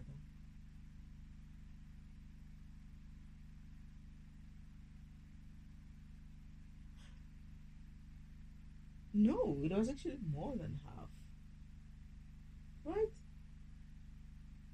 But anyway, guess what? After the whole costing and all of that amount that the half of the house that I bought for still equated the amount of money that the bank gave me. It's almost like almost 3 times. I didn't buy half. I bought Father said almost 3 times. Yeah. Huh? No, I'm lying. Over twice. No, I'm dividing incorrectly here. Almost 3 times. Almost 3 times the amount. So I could have bought with that, but I decided no, I want something small and cute. So Father also said when I was choosing, it's like just choose between these ones, and I still went for the small cute one, and I feel like he rolled his eyes at me when he saw. I I don't know. I feel like he was like, I give up. But you get to choose those things yourself. It's not this whole thing of you're gonna create with your what is this? What do they say? What crap was that again? Manifesting. You're gonna manifest. You're gonna create your own reality. You're gonna co-create. I'm getting that, and not in this environment, but this. I remember Father was saying, because I was saying, unless you're a creator program, yeah, obviously you'll be able to create like that or some way. But when you're not a creator program, where are you getting these creations, by the way? What is manifestation? I feel like manifestation is like a form of I cringed every time whenever the tarot readers used to say something like, yeah, you're manifesting things, you're manifesting your manifestation are coming to life. But I realized that could also mean that that's the language of tarot, right? I don't know if it's relevant anymore. I feel like, Father, if manifestation is more linked towards people creating things on the fly, like that, then this word, as much as it exists, it shouldn't be part of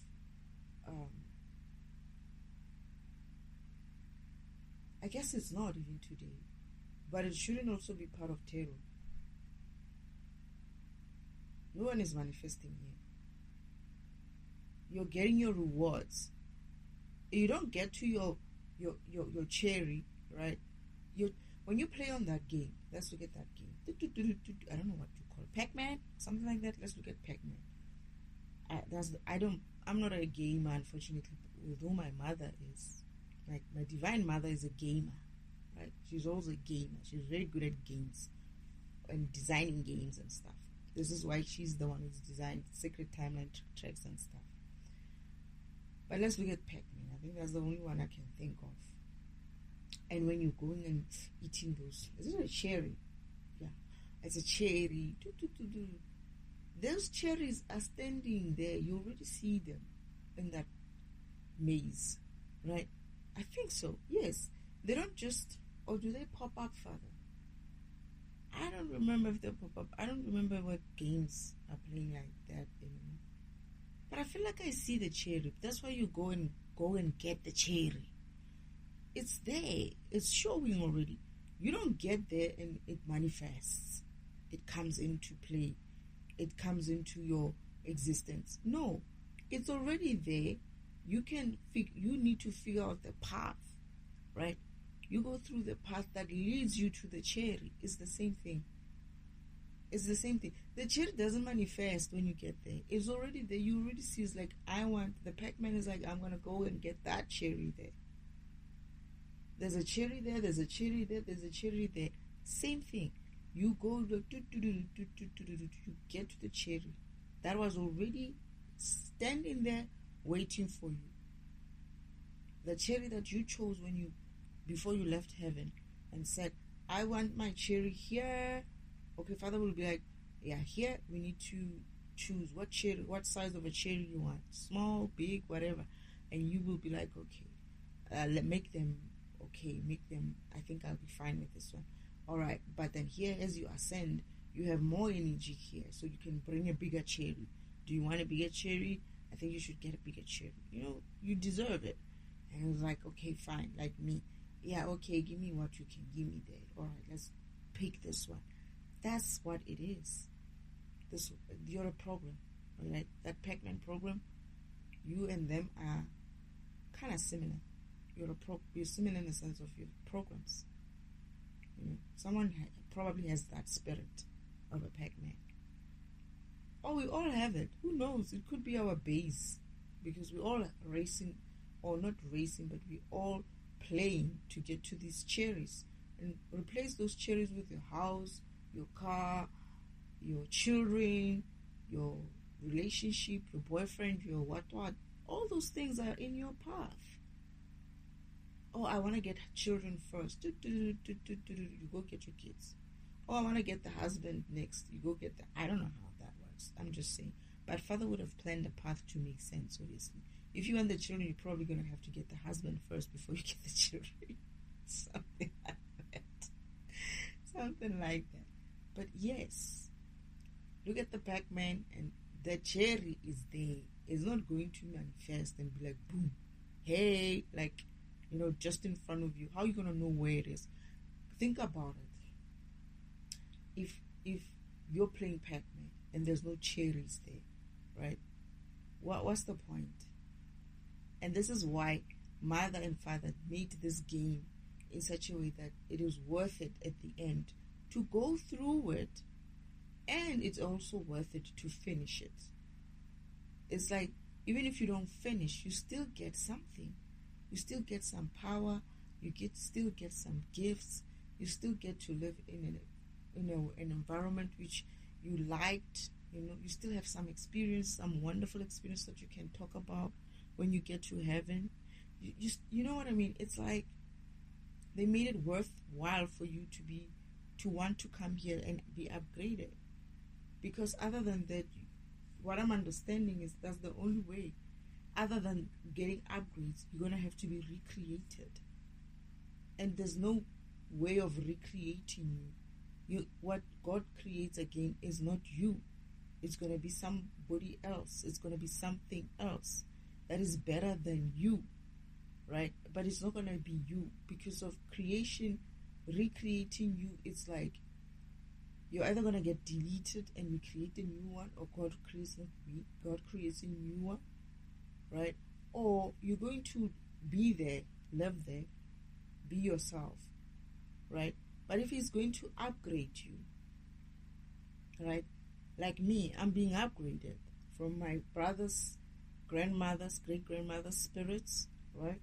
Into me, into a newer version that Father wants us to be. That is me and the ancestors that come before me. My brother being one of those ancestors.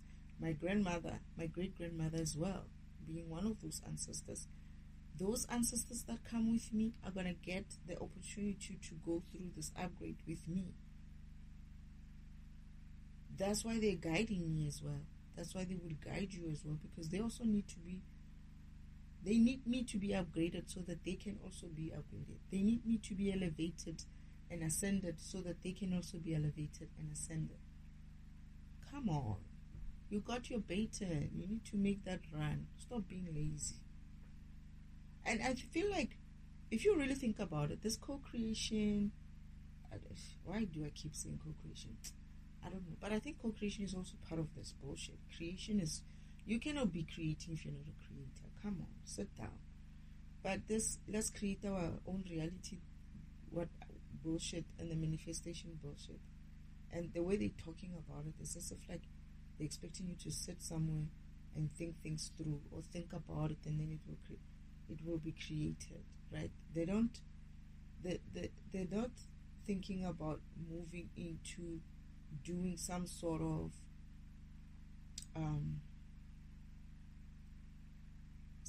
work, internal work per se. When they say you have to do work, I feel like they're not even like, they're talking about physical practices. Sometimes, most of the time, I feel like they're talking. Although I'm replaying this woman's words, right? She's trying to say something also, but what I end up hearing, I think she I don't know if she gets it or what, but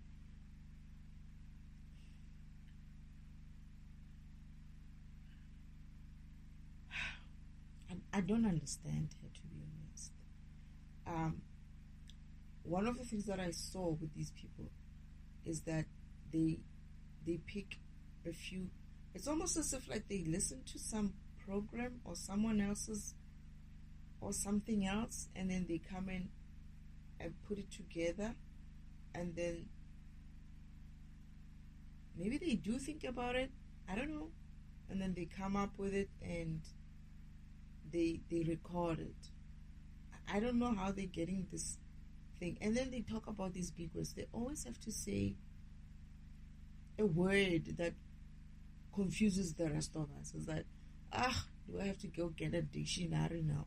I don't feel like it. I don't have time for that. You know, I might be working where I need to work, but I'm actually a very lazy program. I don't like doing a job that I don't really need to be doing. I just don't. I already do so much. I don't feel like I want to do any more of this. Let me go and Google this shit again. What is this manifestation? What is this? What is it? All these things, man. Quantum this, quantum that. Us normal people don't care for that shit. Tell me what I need to do in straight layman's terms. Don't tell me some physics words, and as much as I love physics, but don't tell me those type of things. Don't tell me this. I hope this programming stuff is gone. Not programming, but I don't know how. I feel like, yeah, that's what I'm saying as well. That's what I was thinking. I feel like my program concept, a program concept, is going to be more easily absorbed by the future generations, and that's who Father is also hoping. Not future, but like maybe my generation forward, right? I'm in my 40s, so perhaps the people in the 50s as well. People who are in the 50s and 60s are going to understand this, because everybody understands. Okay, maybe the 60s might be a little bit, maybe the 60s might be, unless they've been in it. But most people in this who are 60 today, they've used the computer, man. Hey, they might not understand a lot of it, but when I say file and cut and paste it, they'll understand. You don't need to understand the details, just understand program. They know what a program is. So that's what I'm hoping for, that the knowledge or the information, I was like, this is going to be too deep. Not too deep, man. I mean, too confusing for people who wouldn't have had like that kind of, you know, how we learn today is we have to go to school, right?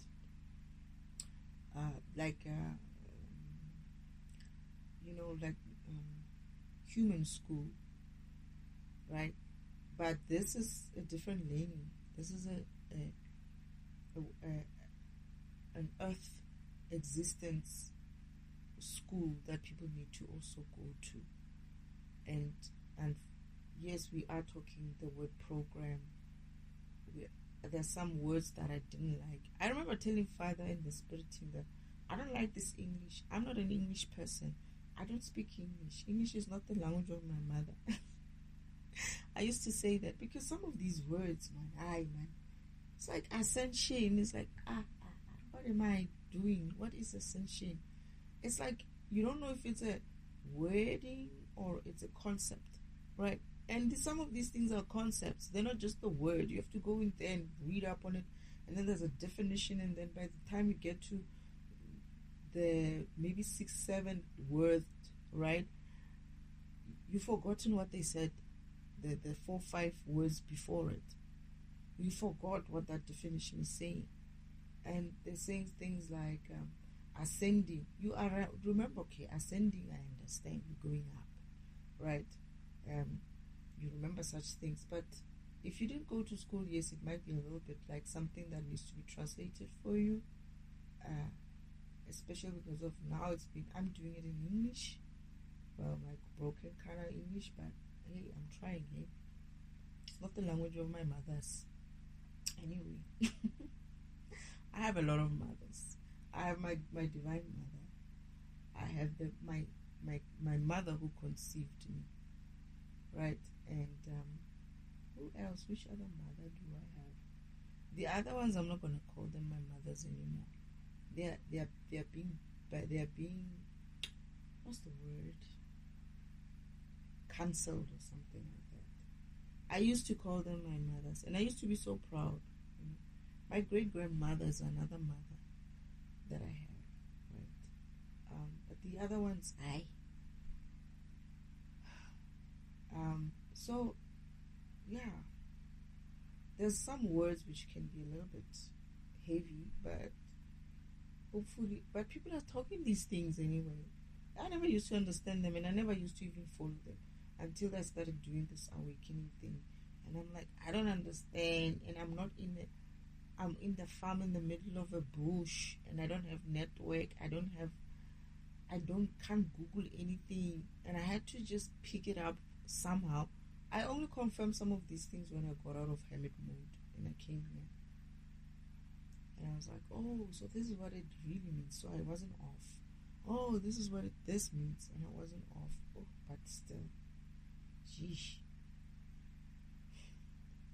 I feel like whenever I talk to my parents, I talk to them in English, and if I remember at home, I don't know if the language is English, Father, but I feel like it's English because whenever I remember, my thoughts are in English. Like I see and I hear myself in English, and I see and I hear my mother and my father in English. So I guess my program is written in English. Ooh, I'm sure the English are gonna be like, yeah, of course it's in English. Perhaps some of them already know this, and I get the feeling some of them know this. But father and mother speak all languages, I think. There's a lot of my brothers and sisters were different, like in a sense of their ethnicity, so they would speak those type of languages. But I get the feeling they all speak all languages. I have a language program as well. I can speak any language when I need to. Okay, I guess. But not that I can speak it now. I get the feeling it's not something that I have now, but I have it. It's just going to have to be activated again. Whew. You know how I struggled with languages. I don't have that smooth tongue. It would be nice to hear myself talking another language and it would be smooth. I always sound like I'm trying very hard. It's like even with my English, I feel like I'm still keeping to my a bit of my vernacular somewhere, and not necessarily, but more like my slang. And yeah. Anyway, is there anything else that I mentioned about Yeshua as well? We have to get him a nicer home there. I hope when I get home he's like sorted.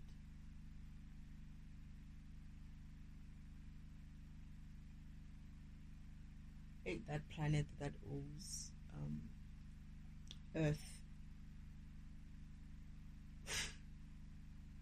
Yeah. I don't know, but I also see them being attacked. I don't know. That's why I'm like, I feel like these people attack each other on this level.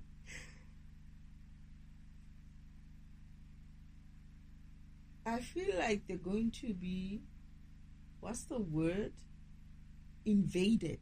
Yeah, that word. Soon after. I feel like they're going to be invaded soon after. And I feel like these people have been waiting for this moment to be able to. That's why the force failed. That's why the force failed. That's why they were the women were like, yo, like, my goodness, you just killed us. They, like, The men were just standing there. People had things in their hands. They just dropped them on the ground, like in shock. And children were like shaking their mothers, like, "What's wrong, mommy? What's wrong?" These people caused chaos. They caused a lot of chaos. They caused a lot of trouble. This other scientist goes a little bit. It's almost like he's kind of like losing his mind. He doesn't understand what's going on with him. It's almost like he doesn't know how to explain himself. He doesn't know when and how it happened. I feel like he didn't sell the secrets. It is his partner who sold the secrets.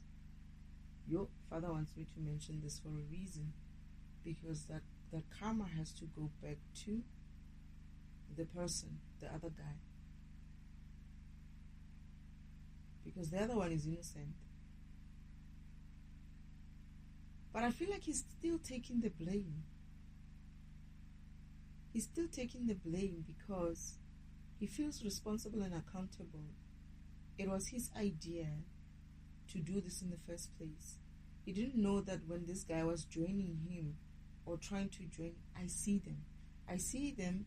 This guy was working alone, and all of a sudden, this other guy wants to be part of that mission. He thought he was going to get help, but what he didn't know was that they were sending him someone to set him up, someone who's going to do the job that they were. He was approached as well. No, he was approached. He was also approached.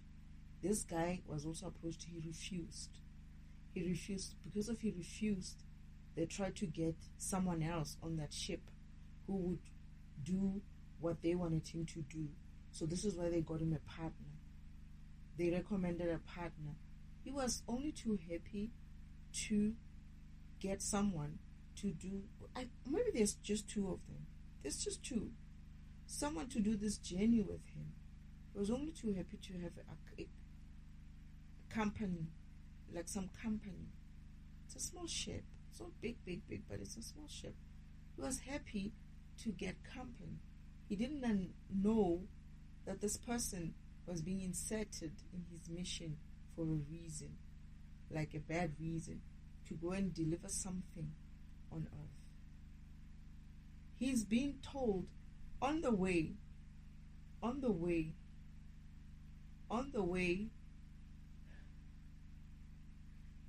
this guy, this other guy, this extra, this person who, an agent of the devil, let me just call him that, says to this guy, "Let's go past Earth." This guy's like, "No, this is not, Earth is not on our mission, not on our path. We're not going to mess up."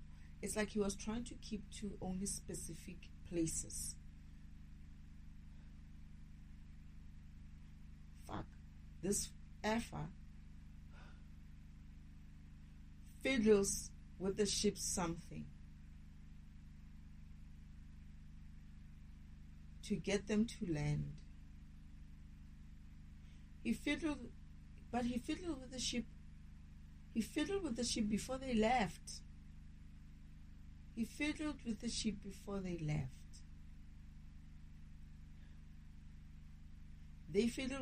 before they left. He did something to the ship before they left. But while they get to Earth, they say he wants to go past Earth. The guy's like, "No, we're not. Earth is not part of our path, on our mission." The guy insists. The other one refuses, but something happens to the engine or something, a blow up or something like that, and then they are forced to, like, they are kind of like parked, like not on Earth, but like in the atmosphere like that, trying to get it fixed.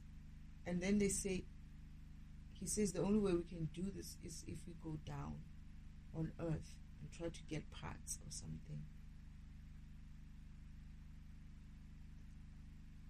Okay, they agree. And I feel like this is where this guy, how does he do it, Father? Do I need to know how he did it? I do need to know. Why don't I get that? Why don't I get that? Why is it not coming? You know, I was getting it and they did something to me. I feel like they're gonna land. Oh, I see. Thank you, Father. Father reminded me about a scene. There's actually this is weird. This is why I'm like, I don't know, maybe some of these things are movies. I don't know. But I was watching this one movie one time. Was I even watching that movie, Father? Yes, I was. Old movies. In there's a scene in the alley,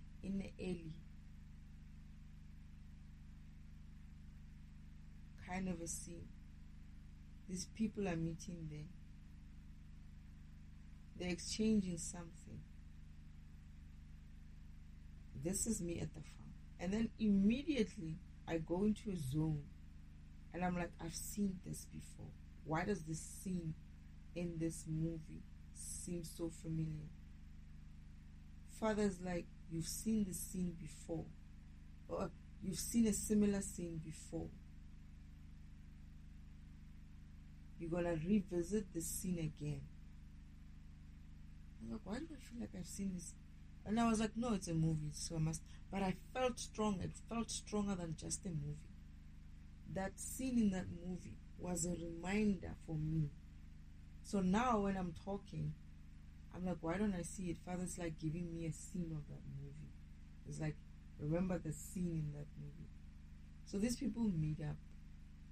Some sort of an alien. Exchange.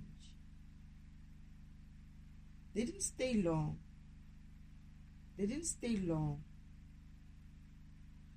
On Earth. They got what they needed. But this guy, while they were getting what they needed, he managed to slip away, meet up with Uncle Old Man, obviously always wearing some cloaking kind of a thing. They exchange this thing. And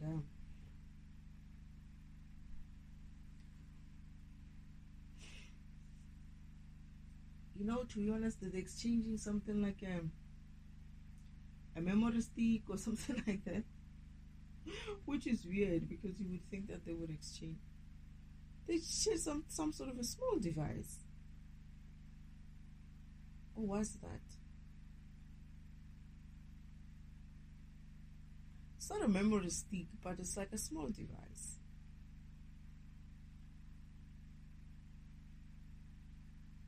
Oh no. He says, I'm going to be on the ship in the meantime. Go look at it, and if you have any questions, we'll still be in orbit. You can contact me.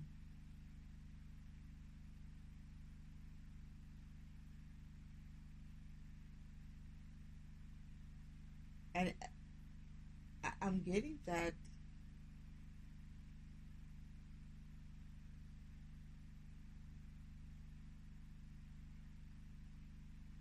he was hiding himself whenever he was speaking to Uncle Oman. Like Uncle Oman, as if like he didn't understand the stuff that this guy gave him.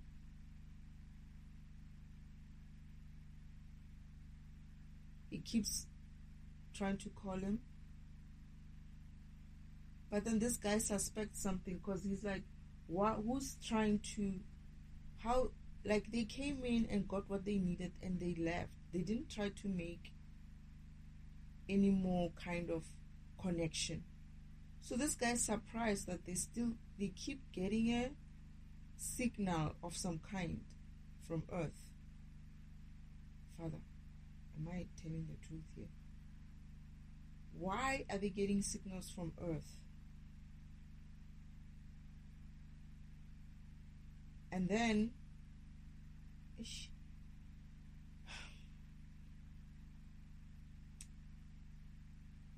that's when this guy picked up something funny. He makes an excuse, the other one, that he must, because he's the one who's fixing the ship, who's trying to fix the ship. He's the one who knows how to fix the ship. And then he says to this guy, I must have fiddled around with some communication stuff down there. I'll go and check. That is where he goes and talks to him. Now I remember. He goes under the what you call this place? Yeah, man, he does. My goodness, I can't believe I remember this shit. Sorry, not shit, Father. He goes under the ship, right? He makes it as if like he's going to fix something. But this is where he's taking the call. He's taking this call. And he's explaining to Uncle Omen where Uncle Omen is struggling. At some stage, Uncle Omen tells him he needs to come back to Earth so that he can show him something. This guy's like, I cannot go there. I cannot come back. I don't have any reason to be there. He's going to be suspicious. This guy's going to pick up something is wrong. And you're calling too much or something like that. Stop calling too much. Well, you know. And then Uncle Omen is almost saying like, I can't figure it out. What. The guy's like, you're going to have to figure it out. I'm not coming back there. But I think they did figure it out. Uncle Omen somehow figured it out. He gave him an answer of some kind, and then that guy's like, but then Uncle Omen says something like, how are we supposed to figure this thing? Like, it's as if like Uncle Omen didn't expect it to be that detailed.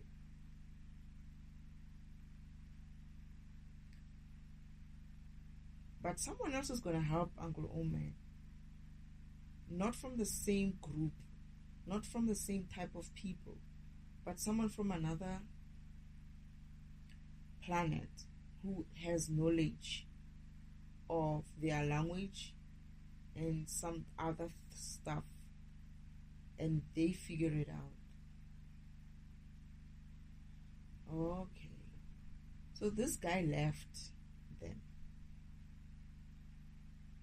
But guess where they find out this information? These guys, why do they find out this information? That they have fiddled with Earth.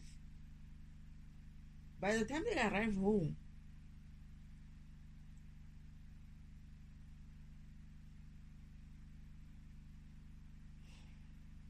by the time these guys arrived back home, after going through they went away. They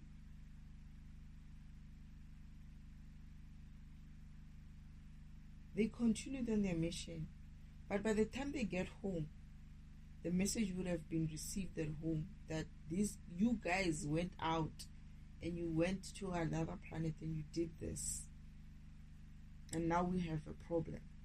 I don't know when that is. I don't know whether it's a future or it's already happened. But they're gonna, because they continue. I see them continue into space, like further into passing Earth.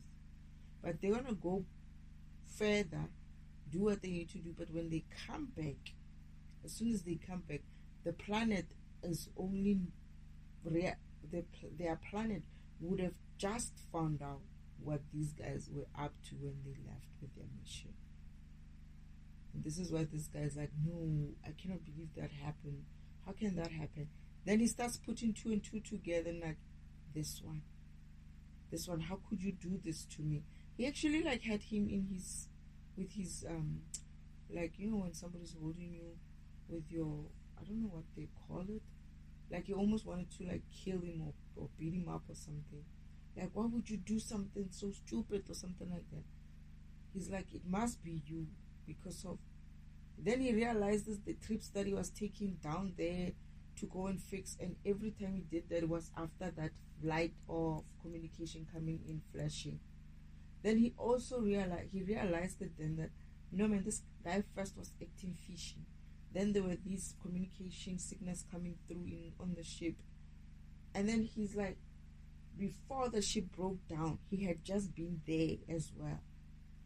So he started putting two and two together and realizing, oh my goodness, this person who I was with could have done it, because he just could not believe how they would think that they would do it. And they were like, you are the only two that left this planet. Who else is going to do it from our environment? The one time when we allow this to happen, this is what we get. Yeah. Something like that. Oh my goodness, this is a long one. Anything else, Spirit?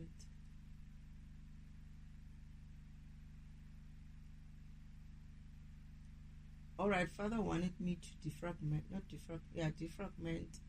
this portion of this person, of this other guy who didn't do the bullshit, right? So that blame is apportioned correctly by the system, by the universe. Okay. So sometimes I have to do this so that we know, I remember, the system remembers, my program knows how to apply or where to apply karma. I had to figure out that the guy, not both of them are not guilty. The one who has an issue is the one who joined him on the trip. I feel like he's like an engineer of some kind. The other one is a scientist, the other one is an engineer, kind of. This is why he was able to fix. And this is how they... Oh no, they had... Oh, again, they did the same thing. They made the original engineer that was supposed to go with this guy, sick, unable to go or something. And then they inserted their own agent in his place at the last minute. This is why I'm saying this guy was only too happy to have companionship throughout that trip, because it's a long trip, or a long journey, not trip, a journey. So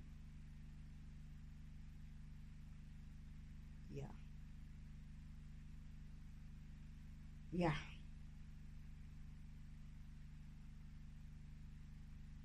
Anything else, Spirit? Because this is like a 4-hour recording. I can't believe I'm talking for such a long time. Sheesh.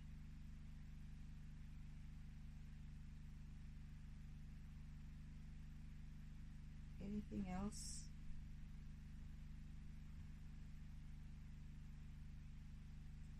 So there isn't such a thing as co-creation, creating your reality, manifestation. First of all, this environment doesn't support it. It's not that there isn't such a thing. It's there. You can do that when you get to heaven. But this environment is not set up for doing such things, because this is where you need to learn to gain your energy first. It would be pointless for this environment to have the same functionality as spirit world when you yourself are not able to anyway create like that. It's like if the environment had the functionality to create for you to allow you to create like that, right, you would still not necessarily be able to create like that, because you wouldn't have the necessary skills and the necessary energy level to still create. So whether the environment is going to be enabled in such a way that you can create in it, or high vibrational enough so that you can, they're saying even if it's high vibrational, you won't be able to create like that here. It's not what this world is about. You can create those things when you get to heaven, where the environment I get the feeling, man. Mother said something about this when they were showing me that guy who was creating on the fly. I was like, how is it that he can do that? And Mother said something like, the environment allows it. And I was like, the environment allows it. It's like, don't worry, you'll learn about it when you get to Earth. She just said the environment allows it. So what I'm understanding is that, let's say we had different environments, 3, 4, 5 different environments. There was the physical. Okay, let's just say it wasn't just the spiritual and the physical. Maybe even, they say the astral plane, for instance. Different types of things can be done on those different levels. What you do on the spiritual level, you're not going to necessarily be able to do it on the physical or the astral realm. Different levels have different types of access or different types of functionality, right? And different reasons why they exist and different purposes, right? So I'm getting that the Earth as a physical environment is a training environment. You're here to train your program so that it can live the way it's going to live in the spiritual world, where it creates like that, like creates by just thinking about things, right? And they created. So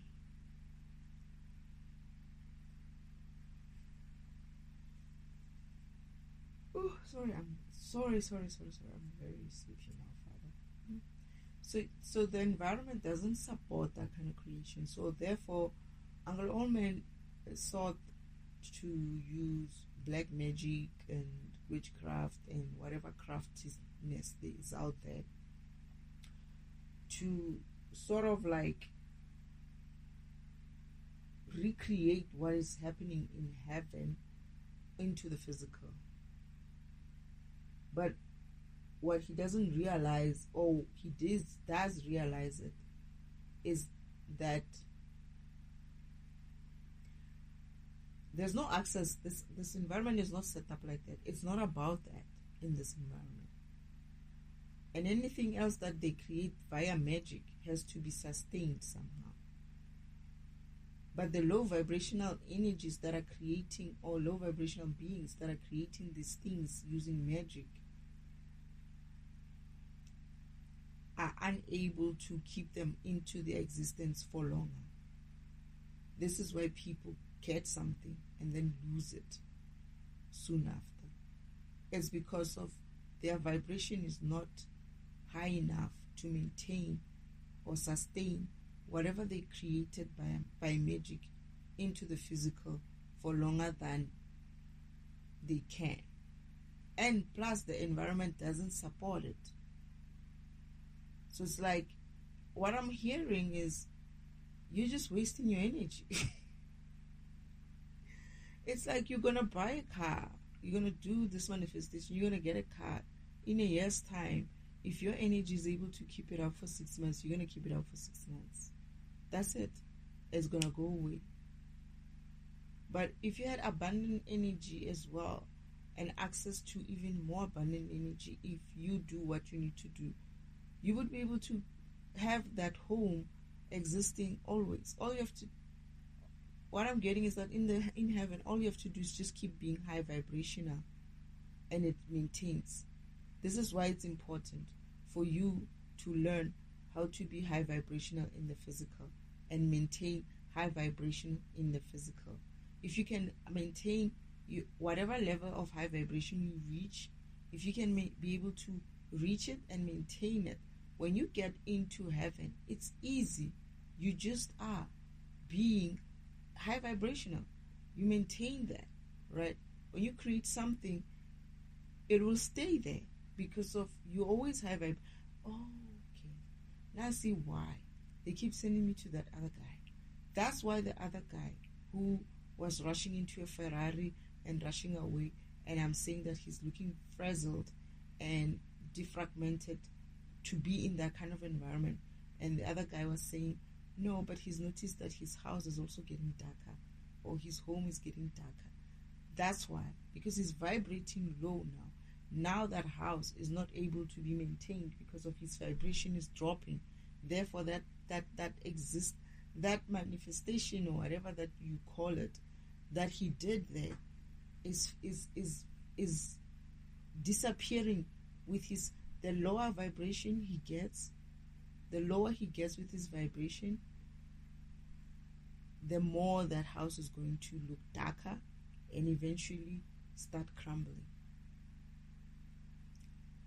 I think we were going into that house at some stage when we were investigating something, and we found out that, like, even the stairs, like, he's blocked the windows, right? But when we went into that house, he was sick. The stairs were it's like his second floor is it's hard. The house inside is collapsed. You can't go up the stairs, kind of a thing. The stairs are not there. Everything's just collapsing. It's collapsing from within. And he's like, I remember that, Father. Mother, I remember that we went at some stage to his house, and his house was collapsing. It was collapsing from within. Soon after, it was going to collapse on the outside. He was hiding the windows. He covered the windows so that people cannot see through inside, to see that he has no flaws and things are that bad inside. And he wanted people to think that it's because of he's got black windows. It's not that the house is dark. He didn't want people to see the darkness inside the house, because it would show through the windows eventually. So he made it as if like he has put in some dark kind of different windows or something. But as he's hiding there, he now doesn't have any energy. He can't move around. We go inside to see him, only to realize that the house from inside has collapsed. We find him on, like, we try to get up. We find him on like third floor or second floor. And then he's like, he can't get up. He's very weak. He's lost his energy. And then he has no choice but to tell the truth. This is when he's telling the truth of where he's been rushing off to. I don't remember where he was rushing off to. They're doing something, and it has something to do with Uncle Oman. And yeah, this is why he was becoming low vibrational. And then he's basically snitched on everybody else who's doing it. Oh, this is when we go to the other side. We're gonna go to the other side of the heaven. Yeah, some other time. This is long recording.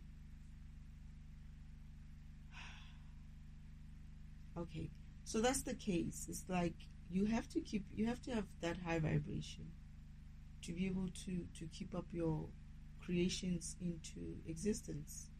And when you go through your path, your gifts are only achieved if you keep your path, and if you vibrate, if you learn to vibrate, if you keep your path and learn to vibrate high enough to be able to achieve that gift, achieve that cherry, to get to the cherry.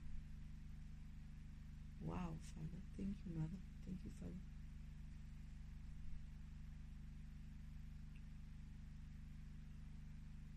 I was asking them I asked Father and Mother when I was making coffee to give me some more understanding into how it works. I hope it's clear. Because I was like, I feel like I understand it, but I feel like I need to explain it in such a way that it makes sense. Like, people see it, as in, like, you don't have to be a scientist to figure it out. You don't have to apply some sort of math or science. It's just an easy thing for you to imagine. that, you know what, if I don't do all these bad things, if I don't run around and rush into my Ferrari worried because I'm doing something sneaky in heaven, I won't be losing my energy, and I won't be losing my things that I've created. It's basically that. Stop being sneaky and shitty. That's it. People make it seem like this vibrational thing is very difficult. No. You know why is it difficult? Because let's be honest, there's a lot of people who like being shitty people. They enjoy it. They have power. They feel powerful when they're shitty to other people. And this is why they don't want to let go of that power. They think it's powerful. But I guess what? You're going to walk away from those people. You're going to ignore those type of people. You're going to not get affected or not get triggered by those sort of people. By going through your path, your spirit guides, your God and God himself, they will teach you how to look at a fucker and be like, you're just another fucker and I don't have time for you. And you move on. You keep your vibration. You're like, oh yeah, well, whatever. You move on.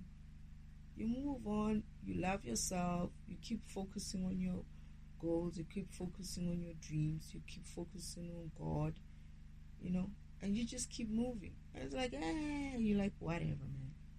And you move on. I'm happy. Oh yeah, you don't have this, fine. Whatever it is that I will have, I will have. Funny thing is, I remember my gifts, right? So who knows? Maybe you guys are going to have that good memory of remembering such things as well. I don't know.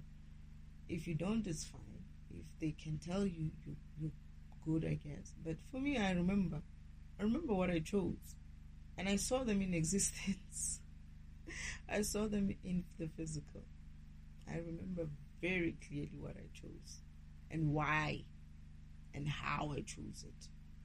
So hopefully, I don't know if memory part of it is it. Because I've always said when I was young, since I kept saying, oh my goodness, thank God for giving me a good mind and a good long-term memory.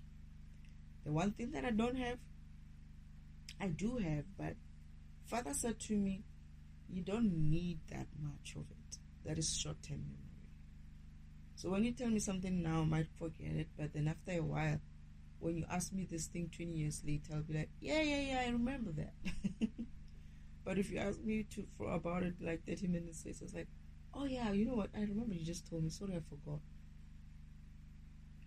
But ask me the same thing, the same question in 20 years' time, I'll be like, yeah, you even said it like 1, 2, 3, 4, something like that. Sometimes I can hear them, words that comes out of your mouth or something like that. That's my gift. Oh goodness, what you're getting me? So another power, another functionality that I just discovered today. Yeah, and that's exactly what it means. This is exactly what it means. You remembering what you can and cannot do. You remembering what you're good at. That is your power. That's your program power. And that will also give you clue as to why you function the way you function and what it is that you are. That's it. No mess, no fuss. Anyway, anything else, Spirit? This is a long one.